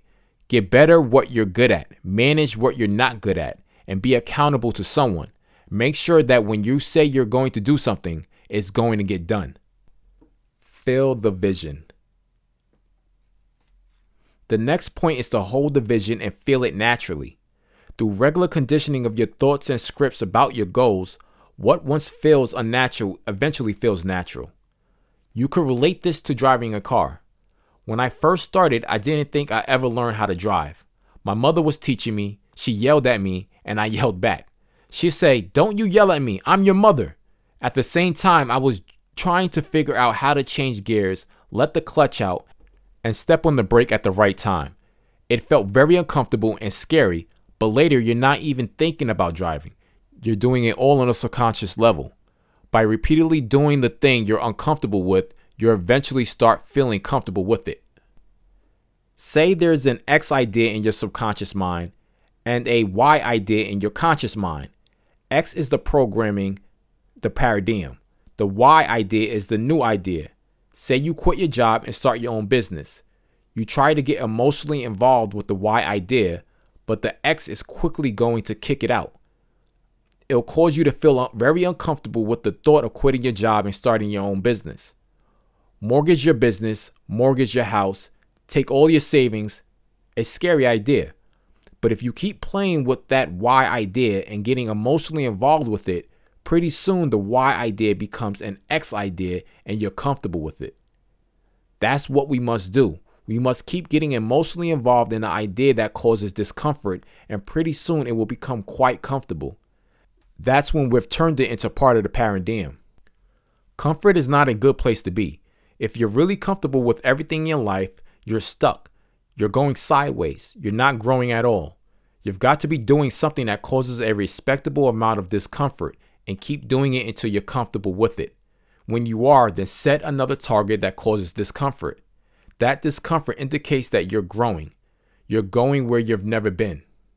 Set a new standard. You also need to set a new standard. This is part of the self-esteem concept.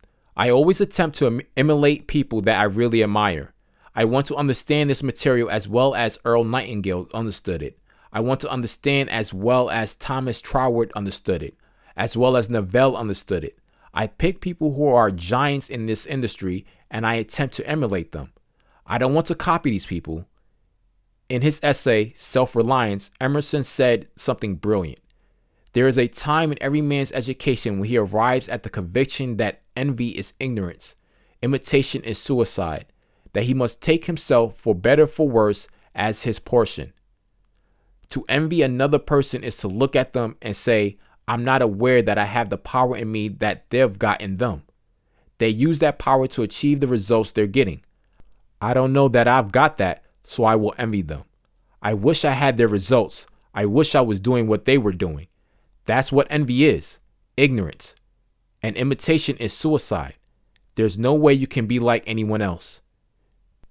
There's a beautiful poem by James T. Moore that I put it in the book, The Born Rich.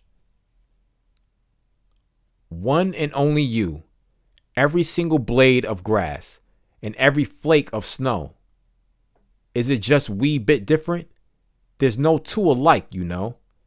From something small like grains of sand to each gigantic star, all were made with this in mind, to be just what they are. How foolish then to imitate, how useless to pretend, since each of us comes from a mind whose ideas never end. There'll only be just one of me to show what I can do, and you should likewise feel very proud. There's only one of you. That is where it all starts, with you, a wonderful, unlimited human being. Self-discipline. The next point is to develop self-discipline. It's not that you're not disciplined, it's that you've never put high enough priority on becoming disciplined. Give yourself a command to do what you're going to say.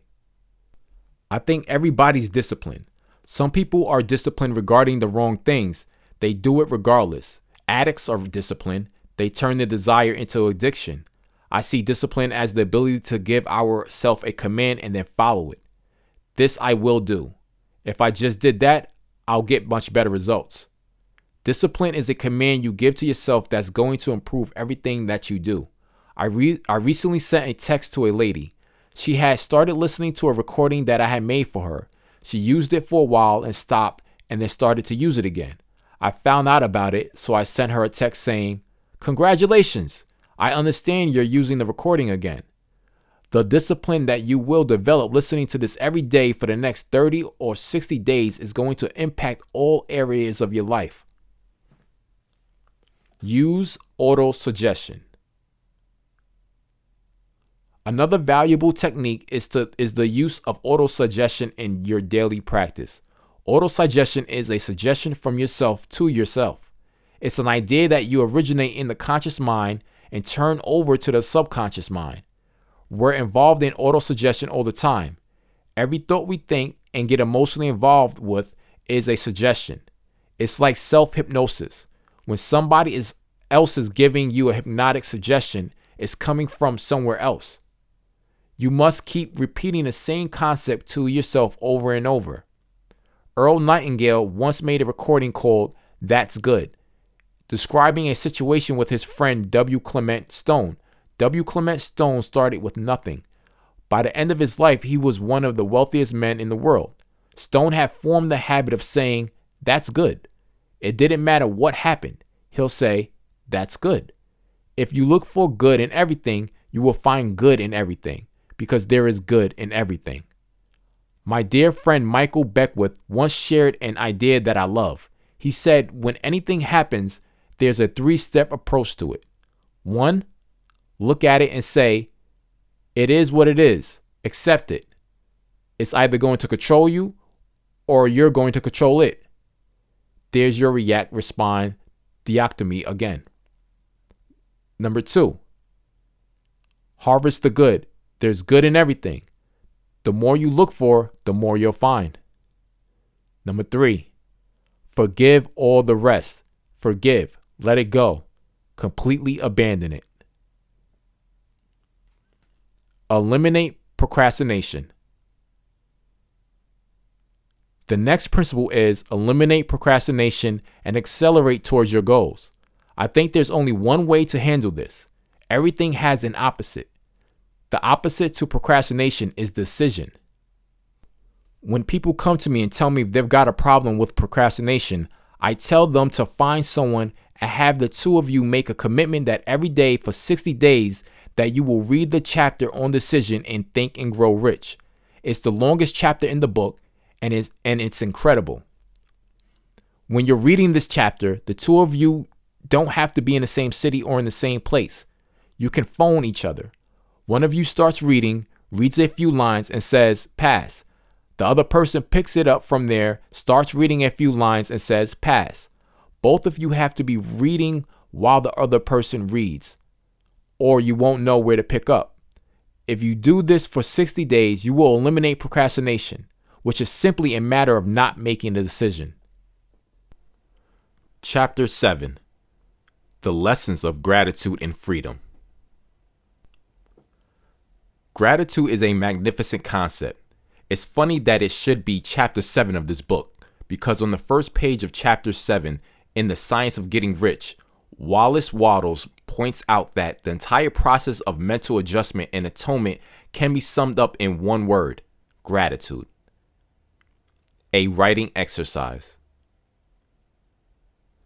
Whenever you're disturbed, whenever things are bothering you, sit down somewhere where it's quiet, take a pen and a pad and ask, what do I have to be grateful for?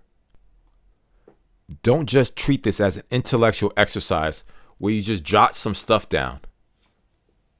What are you grateful for? Write it all down. Sandy Gallagher and I were doing a seminar in Phoenix. I was leaving town because I finished the part I was doing. Sandy said she had a couple of personal challenges. Could I sit down and talk to her about them? I said, sure, come on. We'll go across the road, where there was an old coffee shop. In the coffee shop, I took a napkin out of a holder, and I said, as a first step, I want you to write down 10 things you're grateful for. Then think of 3 people that are bothering you and send them love. Number 3, totally relax for 5 minutes, meditate, and ask for good energy for the rest of the day. I phoned Gina, who's worked with me for over 30 years now. She's an incredible assistant. I said, Gina, could you make up a pad and get it printed over at Kinko's? Within an hour, she came back. The pad had gratitude at the top of it, Sandy Gallagher at the bottom, and the numbers 1 through 10 on the side for her to write down 10 things to be grateful for. Then it said, send love to 3 people that bother you. The next one, relax for 5 minutes and ask for guidance for the day. Gina got 3 pads for her. Sandy was going to Hawaii the next day with her mother and her sister, so she took a pad for each of them.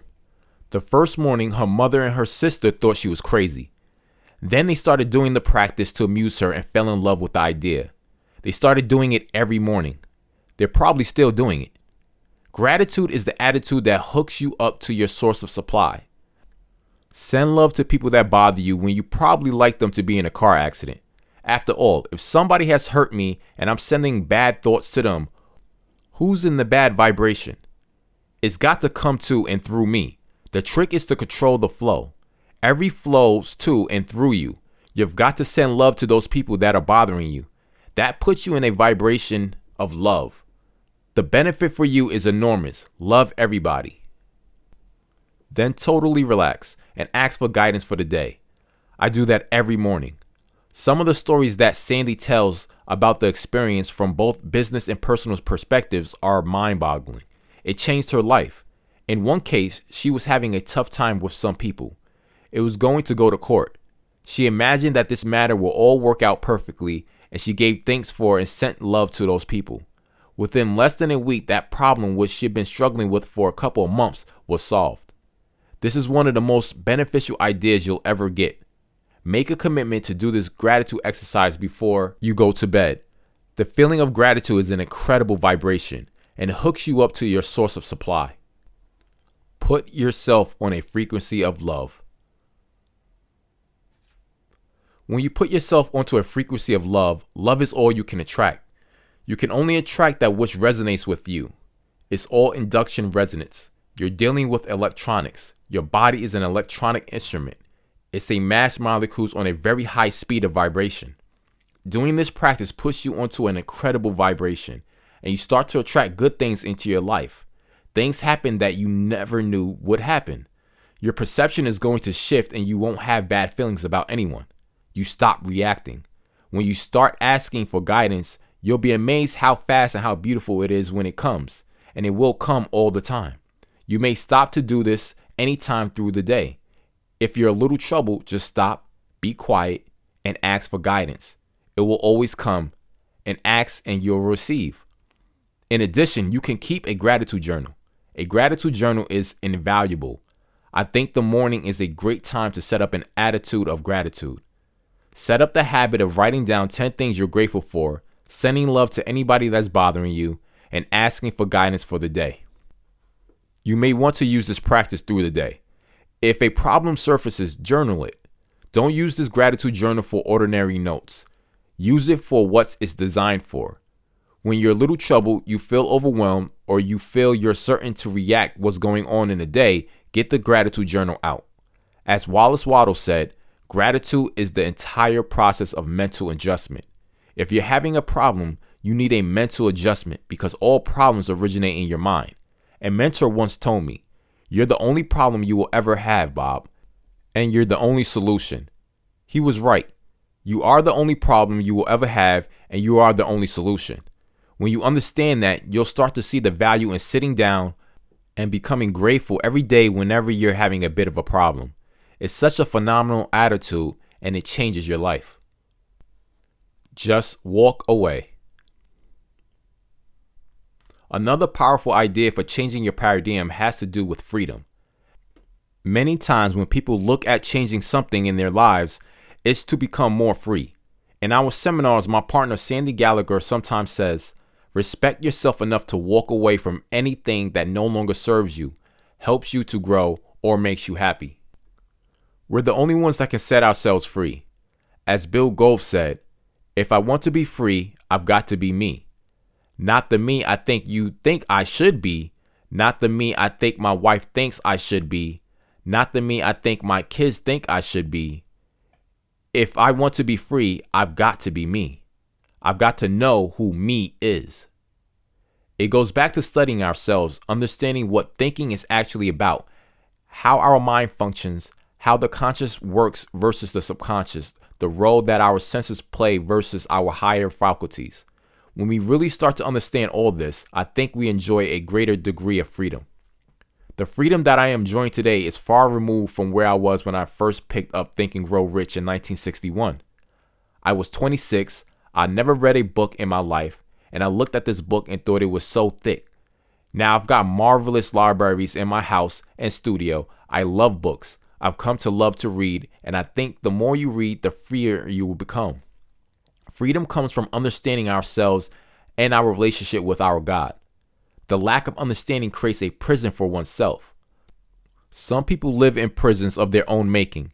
In his play, The Secret of Freedom, Archibald MacLeish has a character stand up and say, "The only thing about a man that is a man is his mind.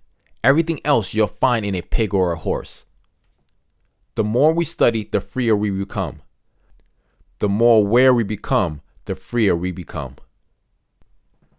Financial freedom. I think everybody should have a goal of being financially free. You'll be amazed how much free time you have when you never have to think about money. If you have to think about how you're going to pay the mortgage, you're not free. You're in a prison of your own making, because anyone can create financial freedom in a relatively short period of time. To do that, they have to create a new paradigm. They should go to somebody who knows how to create financial freedom and then exactly do what that person tells them. I formed that habit a long time ago, and it works very well. That is the only way that you'll ever experience freedom. Here's a quote that Sandy and I use in our seminars. "Peel off the mask of illusion, unshackle the chains of expectation, release the ingrained patterns learned, give up the stories of the past, let go of the fear. It's never too late to be who you really are." When they're first exposed to these ideas, people might hear a little voice that says, "But Bob, I have others that depend on me. My spouse, my kids, my employees. They expect things from me. How can I simply unshackle those chains? How can I release the ingrained patterns that were impressed upon me for 20 years? I had an abusive upbringing. For years, my teachers told me that I wasn't smart and I would never amount to anything. How can I release all of that?" I don't think this process takes place overnight. It's more of a long-term objective that all people could work toward. I feel I've done what the quote above says, although it's not easy. That's what changing a paradigm is all about. We've got so many false beliefs that we allow to chain us down. In a great book, The Mystic Path to Cosmic Power, Vernon Howard said, "You cannot escape from a prison if you don't know that you're in one." Most people are in a prison of their own making, but they don't know they are.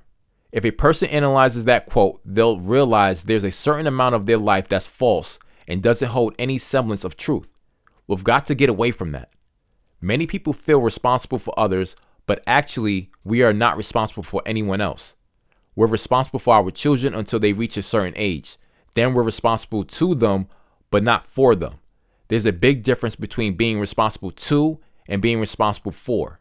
Many parents are having a terrible time because they feel responsible for their kids, although the kids are 35 or 40. The parents are not responsible for them at all. They were at one time, but that time passed quite a while ago. In the end, freedom is a very personal matter.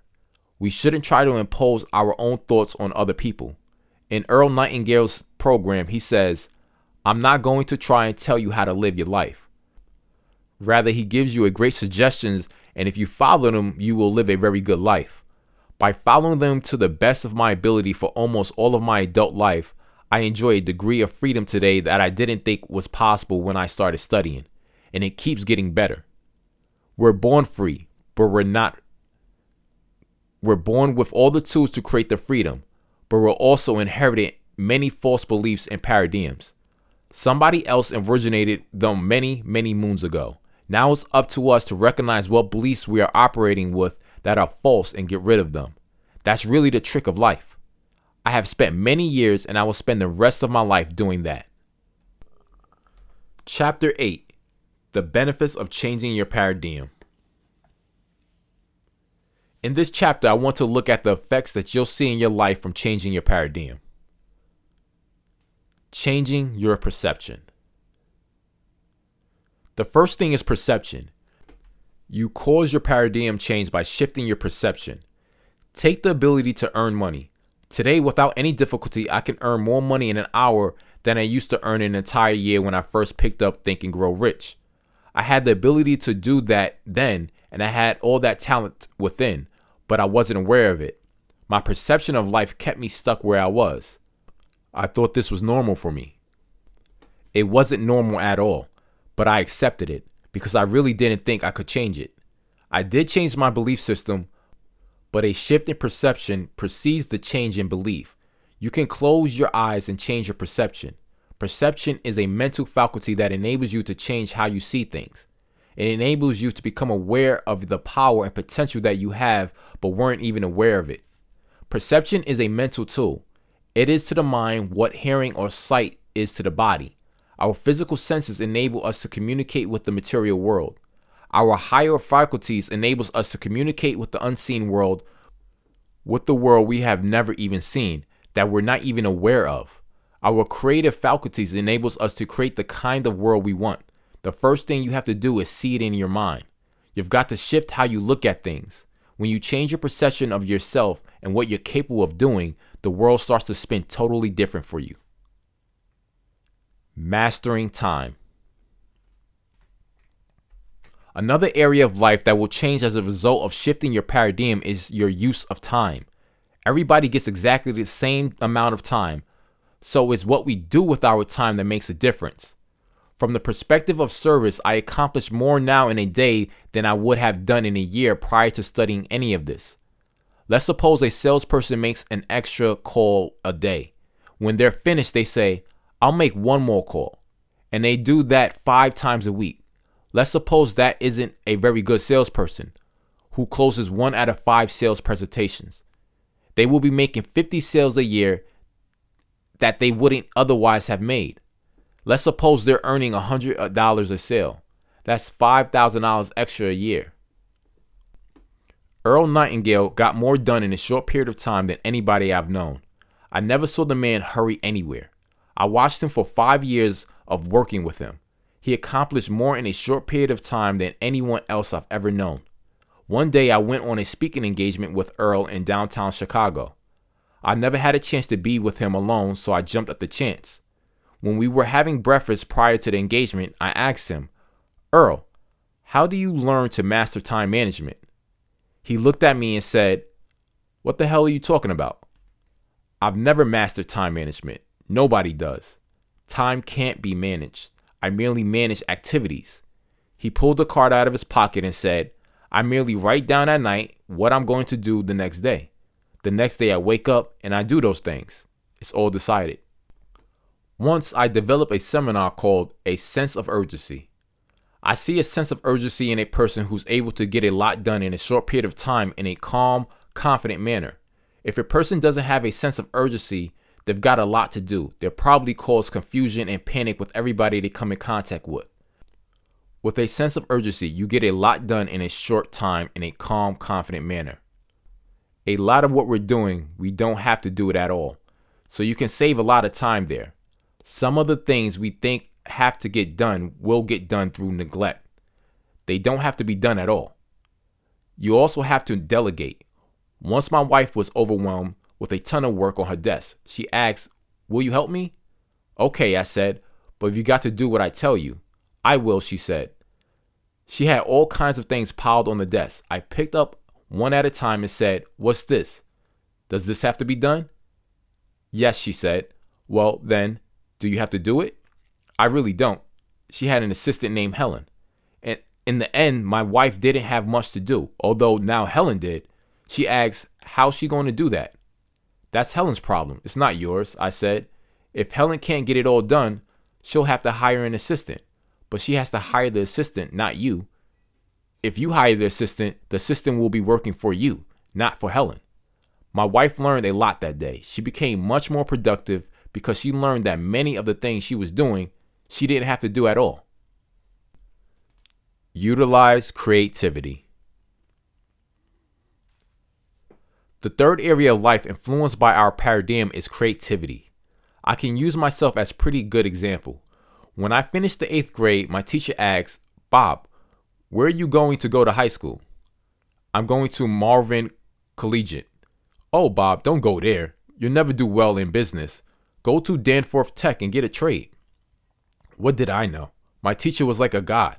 So I went to Danforth Tech. I was only there for a month. I shoved my thumb into a bandsaw and cut the end of it off. They sewed it back on. Years and years later, it still hurts when it gets cold. I'm very creative. I create all kinds of wonderful programs, and I've written a few books. I'm a very right-brained person. Right-brained people are very creative. My teacher didn't know that. Neither did the people who were helping me raise me.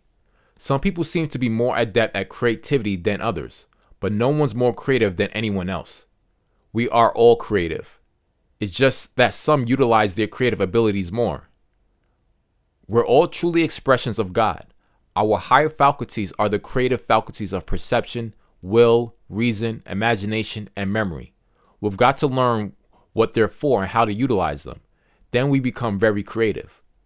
There's a better way to do everything, and we can find it if we're looking for it. An associate of mine once said she had never met another person like me. She said, "You've recreated yourself more than Madonna. I'm always recreating myself, but I see it as a finding a better way to help people understand what they've got going for them. There's a clear, unadulterated power that flows to and through us. It can be photographed leaving your body." Semyon Kurlian, the Russian photographer, perfected a technique for doing that back in 1934. When that power flows into our consciousness, it has no form. We give it form. That's where the creation starts. In truth, nothing is created or destroyed, so we're taking one form of energy and causing it to move into a different form of energy, which would have never happened if we hadn't been there and moved it. We play a very big role in life. Productivity and effectiveness. Productivity and effectiveness are the fourth major area of life that's influenced by our paradigm. Productivity and effectiveness are like a chicken and an egg. One affects the other. As we become more effective at what we do, we automatically become more productive. We can become much more productive. We've got to look for better ways of doing what we're doing. To me, 1980 seems like a relatively short period of time ago. The fax was just coming into play then. Now it seems so antiquated. I can take a picture on my phone and hit send if you've got it immediately. This is all a form of productivity, utilizing our creative faculties in a more effective manner. It's figuring out how to do what we're doing better than what we're doing it, faster with less cost and less effort. I'm of the opinion that if you're struggling, you're doing it wrong. If you're working in harmony with the law, it's going to be free flow. We've got the mental faculties to cause this creative energies to flow into any state or any form that we want. We've got awesome powers locked up within us that we're really not familiar with. Some people are not aware of them at all. Regardless of how much you're struggling right now or how difficult things are, you can become much more effective. When you do, you're going to be rewarded for it. Logic versus illogic. The fifth area to be affected by a paradigm change is our use of logic. Logic is like a precedent. It's how it's always been done. It's the limit to what we do. If somebody says that's not logical, that will probably inspire me to go and do it. I'm not interested in whether something is logical or illogical. The question is, do you want it? Do you want to do it? Do you want it to happen? Then forget logic. Just go do it. There's a story that Thomas Edison was sent home from the third grade with a note in a sealed envelope telling his mother, please do not send him back to school. He just didn't have what it took to do what they're doing. His mother put the note back in the envelope and told him that he wouldn't be going back to school because he already knew more than what they were teaching. She would start teaching him at home. We've got to realize a better way to do everything. We don't want to let anything slow us down. If we get a picture in our mind, we can do it. If you can see it in your head, you can hold it in your hand. Then you've got to massage it, work with it. If you want it to turn into form, just seeing it in your mind isn't good enough, although it's an indication that you can do it. Change your money paradigm. The sixth major area of life affected by paradigm change has to do with money. Your paradigm can set boundaries around how much money you can earn, and by changing your paradigm, you can radically change these boundaries. Your paradigm is going to stop you from earning less, but it's going to stop you from earning more. Money is earned not by work, but by providing a service. The more creative you are, the more service you can render. I earn money 24 hours a day even though I'm sleeping through a good part of it. And anybody can. We teach people how to do that. We teach people how to set up multiple sources of income. There's no end to what you can earn, although people think there is. One of the first things I ask a client when I start working with them, what's the most you've ever earned in a year? I don't really care what the answer is, but it will tell me where your paradigm is set. Money is a good yardstick for paradigms because money can be measured right to the penny. Health cannot. You can go to a doctor and the doctor will say you're in perfect health. Then you could walk out and drop dead. That's happened many times. In my seminars, I teach people how to earn money. A publishing company said that I was America's greatest prosperity teacher because I'm really focused on that. I focused on it because I think it has such an impact in people's lives. You can do so much good with money that you cannot do if you don't have it. Money is not going to make you a better person, but it will make you more of what you already are. If you're not a nice person, you're going to become despicable.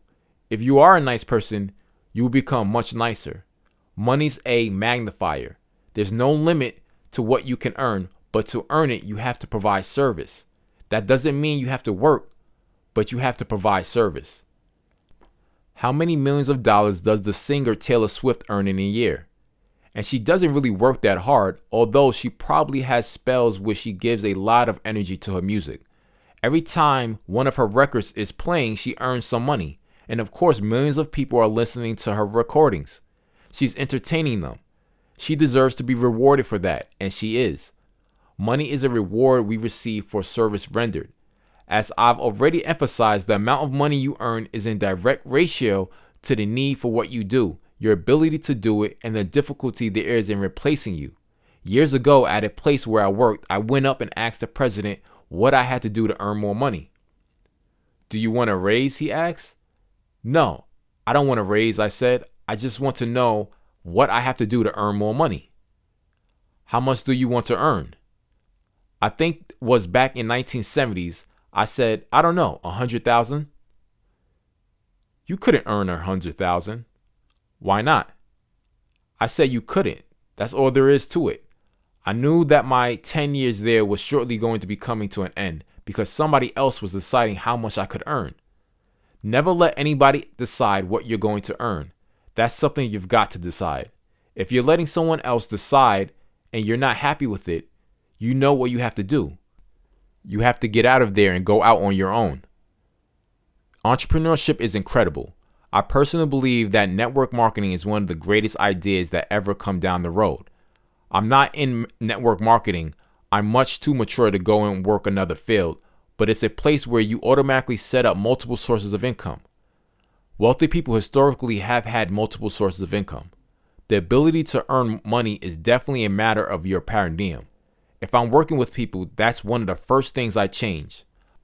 I'm always attempting to get our salespeople to set larger income earning goals, and they do. Some people in our company earn over $1 million a year.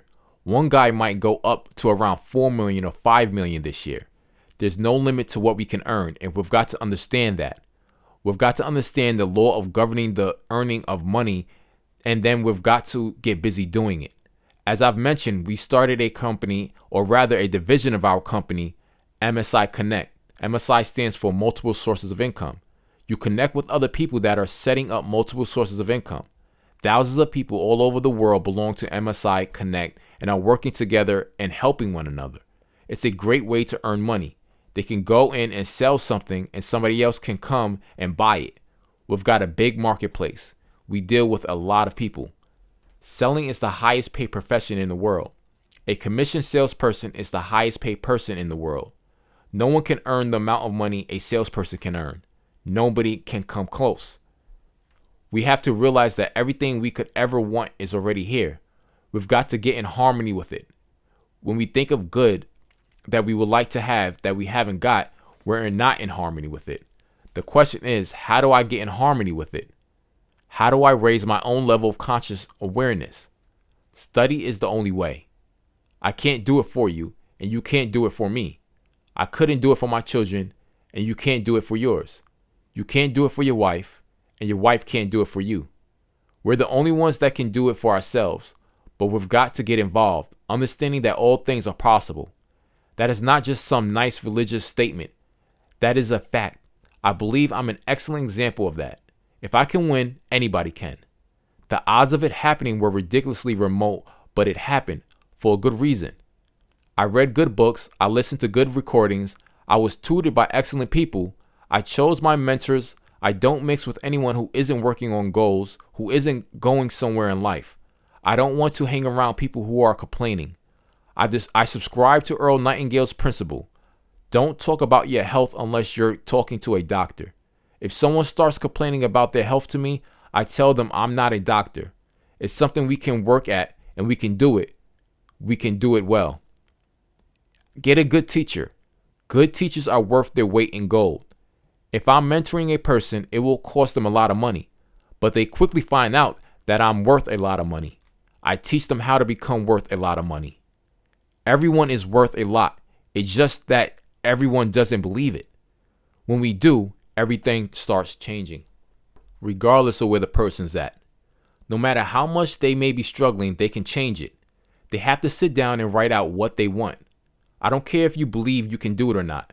The first goal I set was to have $25,000. I never believed I could have that much, but I found out that if I read it out loud, I'll start to believe it. If I read it out loud, you'll start to believe it. I hit that $25,000 so fast that it made my head spin. Anyone who wants anything they haven't got should write down what they want in the present tense. It doesn't matter if they think it's silly. They should start reading it and speaking it out loud over and over again. Something will start to happen first in their mind, then in the outside world, inside out. Chapter 9. Making your positive paradigm a habit for life. In this final chapter, I want to bring everything that we've been talking about to show how to make these ideas a habitual way of life. Ignorance versus knowledge. There are two paths in life. The first is the path of ignorance. It inevitably leads to worry, doubt, fear, anxiety, depression, and ultimately disease and disintegration. Ignorance is simply not knowing, but knowledge is omnipresent. There's no need for a person to remain in ignorance. Unfortunately, our educational system is doing very little to teach the subject we've been talking about. School does not teach you how to take control of your mind. School does not teach you how to respond rather than react. School does not teach you how to stay in a positive frequency or study the laws of the universe. School doesn't teach us anything about paradigms. Since school never taught us those things, you have to seek them out yourself. There's a lot of information around today on these subjects. Self-help books are on the bestseller list in almost every country today. We've got to start understanding more about ourselves, what's going on around us, and how we either respond or react to it. When ideas come into our mind from other people, we have the ability to accept or reject them. We have the same ability in regard to ideas that we originate ourselves. If we've got a negative idea, it might be right, but that's no reason to dwell on it. There's a negative side to everything. Some people would rather be right than be rich. That's a common saying, and it's true. We could start from ignorance, doubt, and worry on the conscious level. Then on a subconscious level, the doubt and worry turn into fear. The energy of fear expressed within and through the body sets up a vibration known as anxiety. The anxiety is generally suppressed. The suppression turns into depression. The depression turns into disease. The disease into disintegration. The polar opposite of ignorance is knowledge. That's the positive path. The knowledge is here, and the only way to get it is to study. But you have to know what to study. The libraries are full of knowledge, but knowledge in itself is not power. If it were, all the librarians would be multimillionaires. Most of them have nothing. They're broke. The knowledge has to be organized and intelligently directed. For the past 50 years with the Proctor Institute, I've been organizing and intelligently directing this knowledge. Understanding and study. The opposite of doubt and worry on the positive frequency is understanding. We want to understand the laws of our being. We want to understand ourselves. We also want to understand there's a power flowing into our consciousness that is without form. We're going to give it form. The only way to develop understanding is through study. You've got to study the mind and the laws of the universe. When people start studying what we put together, they'll make great headway. They'll understand that they have to hold an image of what they want. When they internalize it, they develop an emotion called faith, which is the polar opposite of fear. It's a strange thing. With both faith and fear, you're believing in something you can't see. If you've got a choice, it makes sense to choose faith. Faith is the ability to see the invisible, to believe in the incredible, and that will permit us to receive what the masses call impossible. You see the invisible, you see it in your conscious mind with your imagination. You believe in the incredible. If you take what you see in your imagination and internalize it, turn it over to your subjective mind, which operating by law will immediately begin to move it into form. That's believing in the unbelievable. That has to manifest through the body. We go from the knowledge to understanding to faith. The faith expresses itself in the physical level as well-being, which is the polar opposite of anxiety. Expression turns to acceleration. You're building up speed because you're at ease. That turns into creation. The polar opposite turns into disintegration. Your habits can lead you either of those two directions, toward reinforcing the negative or reinforcing the positive. A habit is an idea that's fixed in the subconscious mind. One paradigm says, don't study. The other part says, study.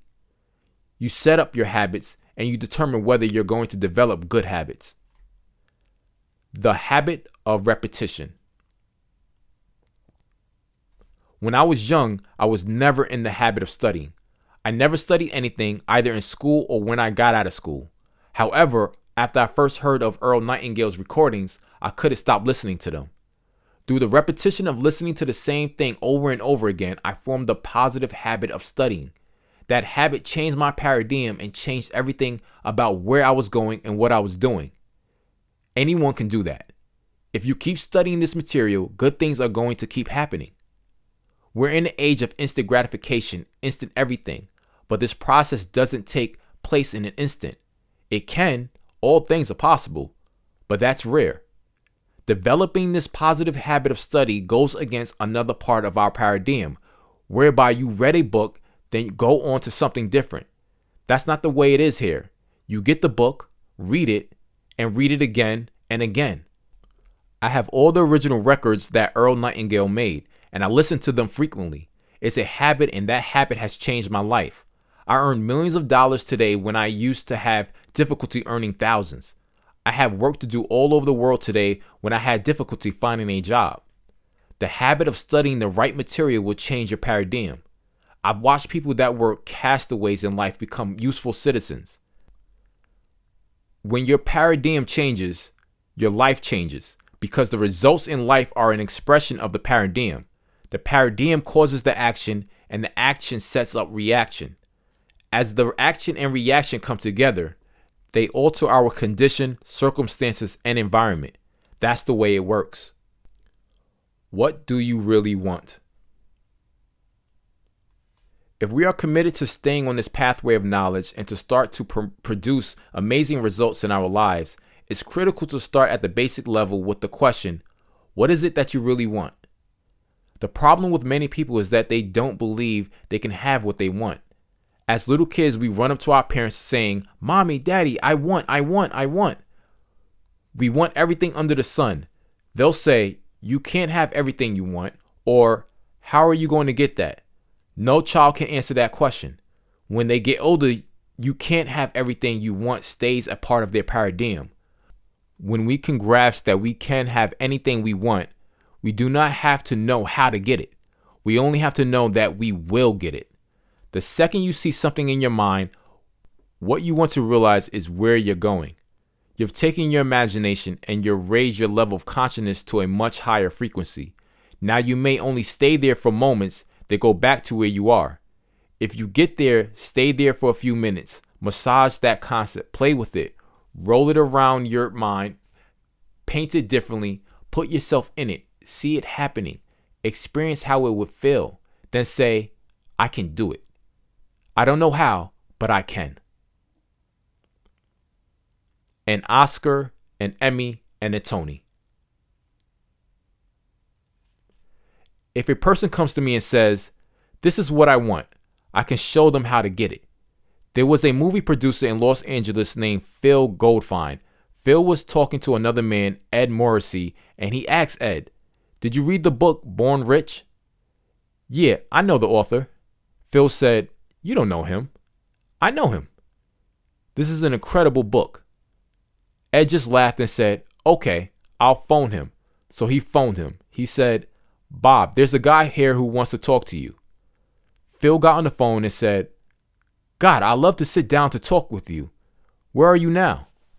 "I'm in Las Vegas." "I'm in Los Angeles. Could I come and see you?" "Yeah, if you want to." He came to see me. I sat down and I asked, "What do you really want?" "Millions of dollars." "What are you earning now?" "A couple $100,000. "What do you do?" "I'm a movie producer." "What else do you want?" He said, "I want to win an Oscar. I want to win an Emmy." I said, "I could show you how to do all those things, but you got to do exactly what I tell you." He said, "I will." That was around 22 or 23 years ago. Only 26 people have won an Oscar, an Emmy, and a Tony.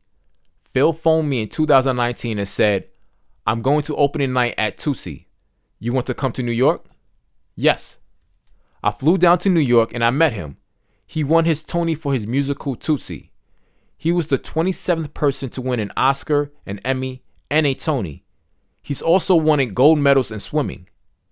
He has swum with gold medal Olympians, whereas the average producer might do 2 movies in 3 years. I think Phil is working on 24 this year. He'll tell you that he does exactly what I tell him. I said, "I don't care if you believe it or not. I want you to keep telling yourself that this is what happens." One day, Phil sent me a picture of himself holding his Oscar, and he said, "I'm going to win another one." "That's not the right picture," I said. "Hold the Oscar in one hand, get a picture taken, then hold the Oscar in another hand and get another picture taken, then have somebody use Photoshop to make it one picture." Hours later, I had a picture back with him holding an Oscar in both hands. Phil earns millions of dollars today. He's told me he's earned up to $1 million in 4 hours. He does exactly what I tell him. I don't tell him what time to eat or what time to go to bed, but I've said when you sit down and think of what you want, you let your imagination go. If you can see it, write it down. Don't talk to anybody else but me about it, because everybody else will laugh at you. You don't need that happening. Don't mix with people who haven't got big goals. Don't mix with people who want to talk about the news or rough times. Phil's an excellent example. My partner, Sandy Gallagher, is another one. You've got to start believing in things that are far out of your reach. If you can see it, it's there. Nothing is created or destroyed. Everything you require is already here. It's a matter of getting in harmony with it. When you're in harmony with it, you'll attract it. The law of attraction is very clear. The only thing you can attract to you is that which is in harmony with you. If you're holding an image of poverty, you're never going to attract prosperity. You've got to see yourself as a prosperous person. You've got to see yourself with the good you desire. The first thing you have to do is recognize what it is. That's where you sit down and let your mind take off. You put your imagination to work. Phil says the imagination is the most marvelous, miraculous, inconceivable, powerful force the world has ever known. He's right. It's the mental tool that takes us to the other time zones, to other places, to outer space, to a higher frequency. The imagination will take you anywhere. This isn't something to laugh at. It's something to be in awe of. 8 principles for living. Let me conclude this book by listing the 8 principles for living the life you want to live, which I share in my seminars. Number 1, develop an awareness of your infinite potential. That is the beginning of greater good in any aspect of your life. Let there be light. It's sad to see a child who's afraid of the dark. I've always felt that it's much worse to see an adult that's afraid of the light. Let there be light. Let there be a higher degree of conscious awareness. As you become more aware, you begin to improve the quality of your life because it's already here. You just have to become aware of its presence. Number 2, act on what you want. Our wants come from the essence of who we are. Our spiritual DNA is perfect. It's in our heart, the hearts of hearts, and universal intelligence. You've created in God's image. There's perfection within you.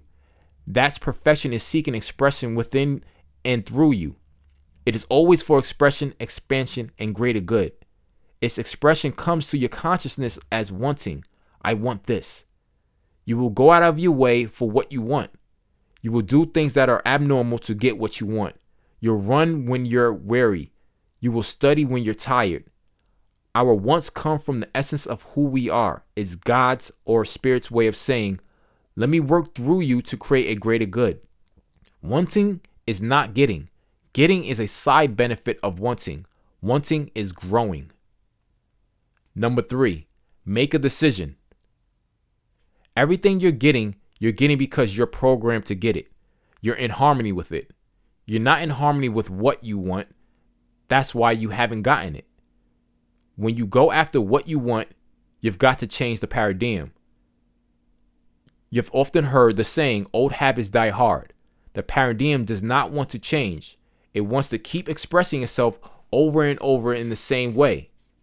When you start to go after what you want, the paradigm is going to put up one hell of a fight. You will be very uncomfortable. Everything in you will want to quit. If you don't really understand what you're doing, you will probably quit. If you do understand, the odds are pretty good that you'll keep going. Probably less than 10% of people are really going after big goals. Most people don't because they don't really understand that they can have it. A beautiful song sung by Nat King Cole years ago says, pretend you're happy when you're blue. Get the lyrics for that song, read them, study them, memorize them. Number 4, total commitment. Commitment separates the professional from the amateur. I believe it was motivational speaker Ken Blanchard who said that when you're interested in something, you'll do it if it's convenient. When you're committed, you'll do it regardless. What you're going after has to be a committed decision. There is no going back. There's no quitting. It must happen.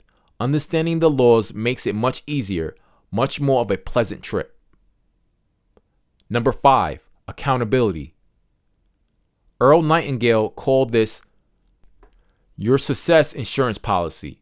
When you have an accountability partner, you're setting up an insurance policy that you're going to keep going. If you're my accountability partner and I really respect you, I want you to really respect me. If I tell you I'm going to do something and ask you to hold me accountable for it, when the thought of quitting comes to my mind, I'm instantly going to think, what are you going to think of me for doing this? Your accountability partner keeps your nose to the grindstone. This person will get you going when everything wants you to quit. Accountability partners are invaluable. Sandy Gallagher is mine. My son Brian and his associate Peggy McCall are accountability partners. They help each other to an enormous end just because they are accountable to each other. An accountability partner is worth their weight in gold to you. Pick them wisely and then be accountable to them. Number 6, focus. This adds energy and increases the amplitude of vibration. It also directs and increases your personal power. Feeling is conscious awareness of vibration. If you don't feel good, you're in a bad vibration. When you feel good, that indicates you're in a good vibration.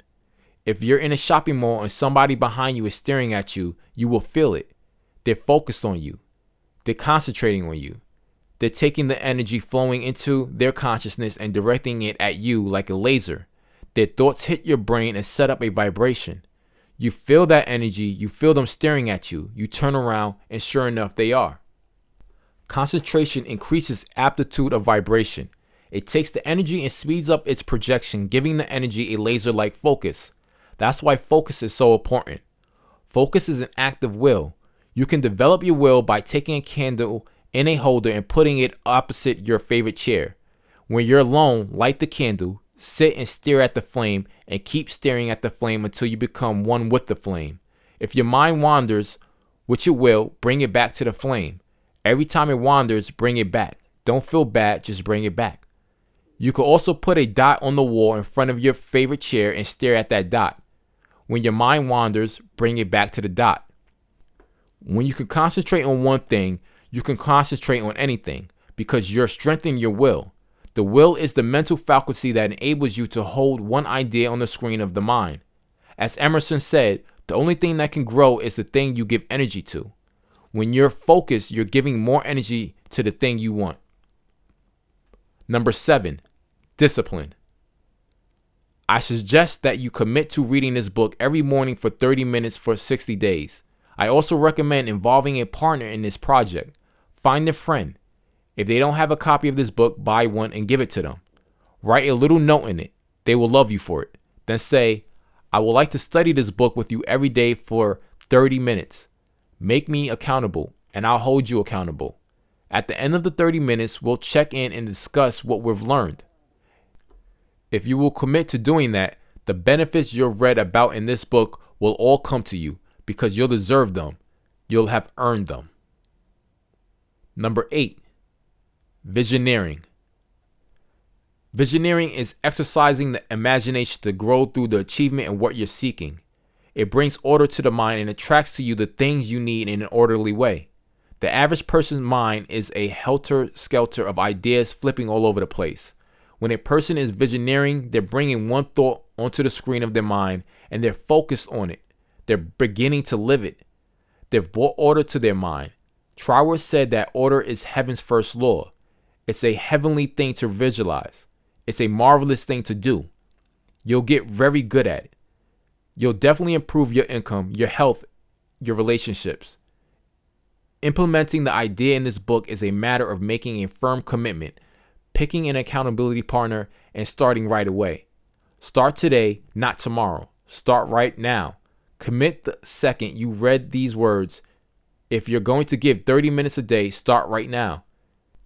If you're spent 30 minutes, spend another 30 minutes. Then tomorrow morning, do it again. Go through this regimen for 60 or 90 days. Earl Nightingale used to say that if you do something for 90 days, you'll probably do it for the rest of your life.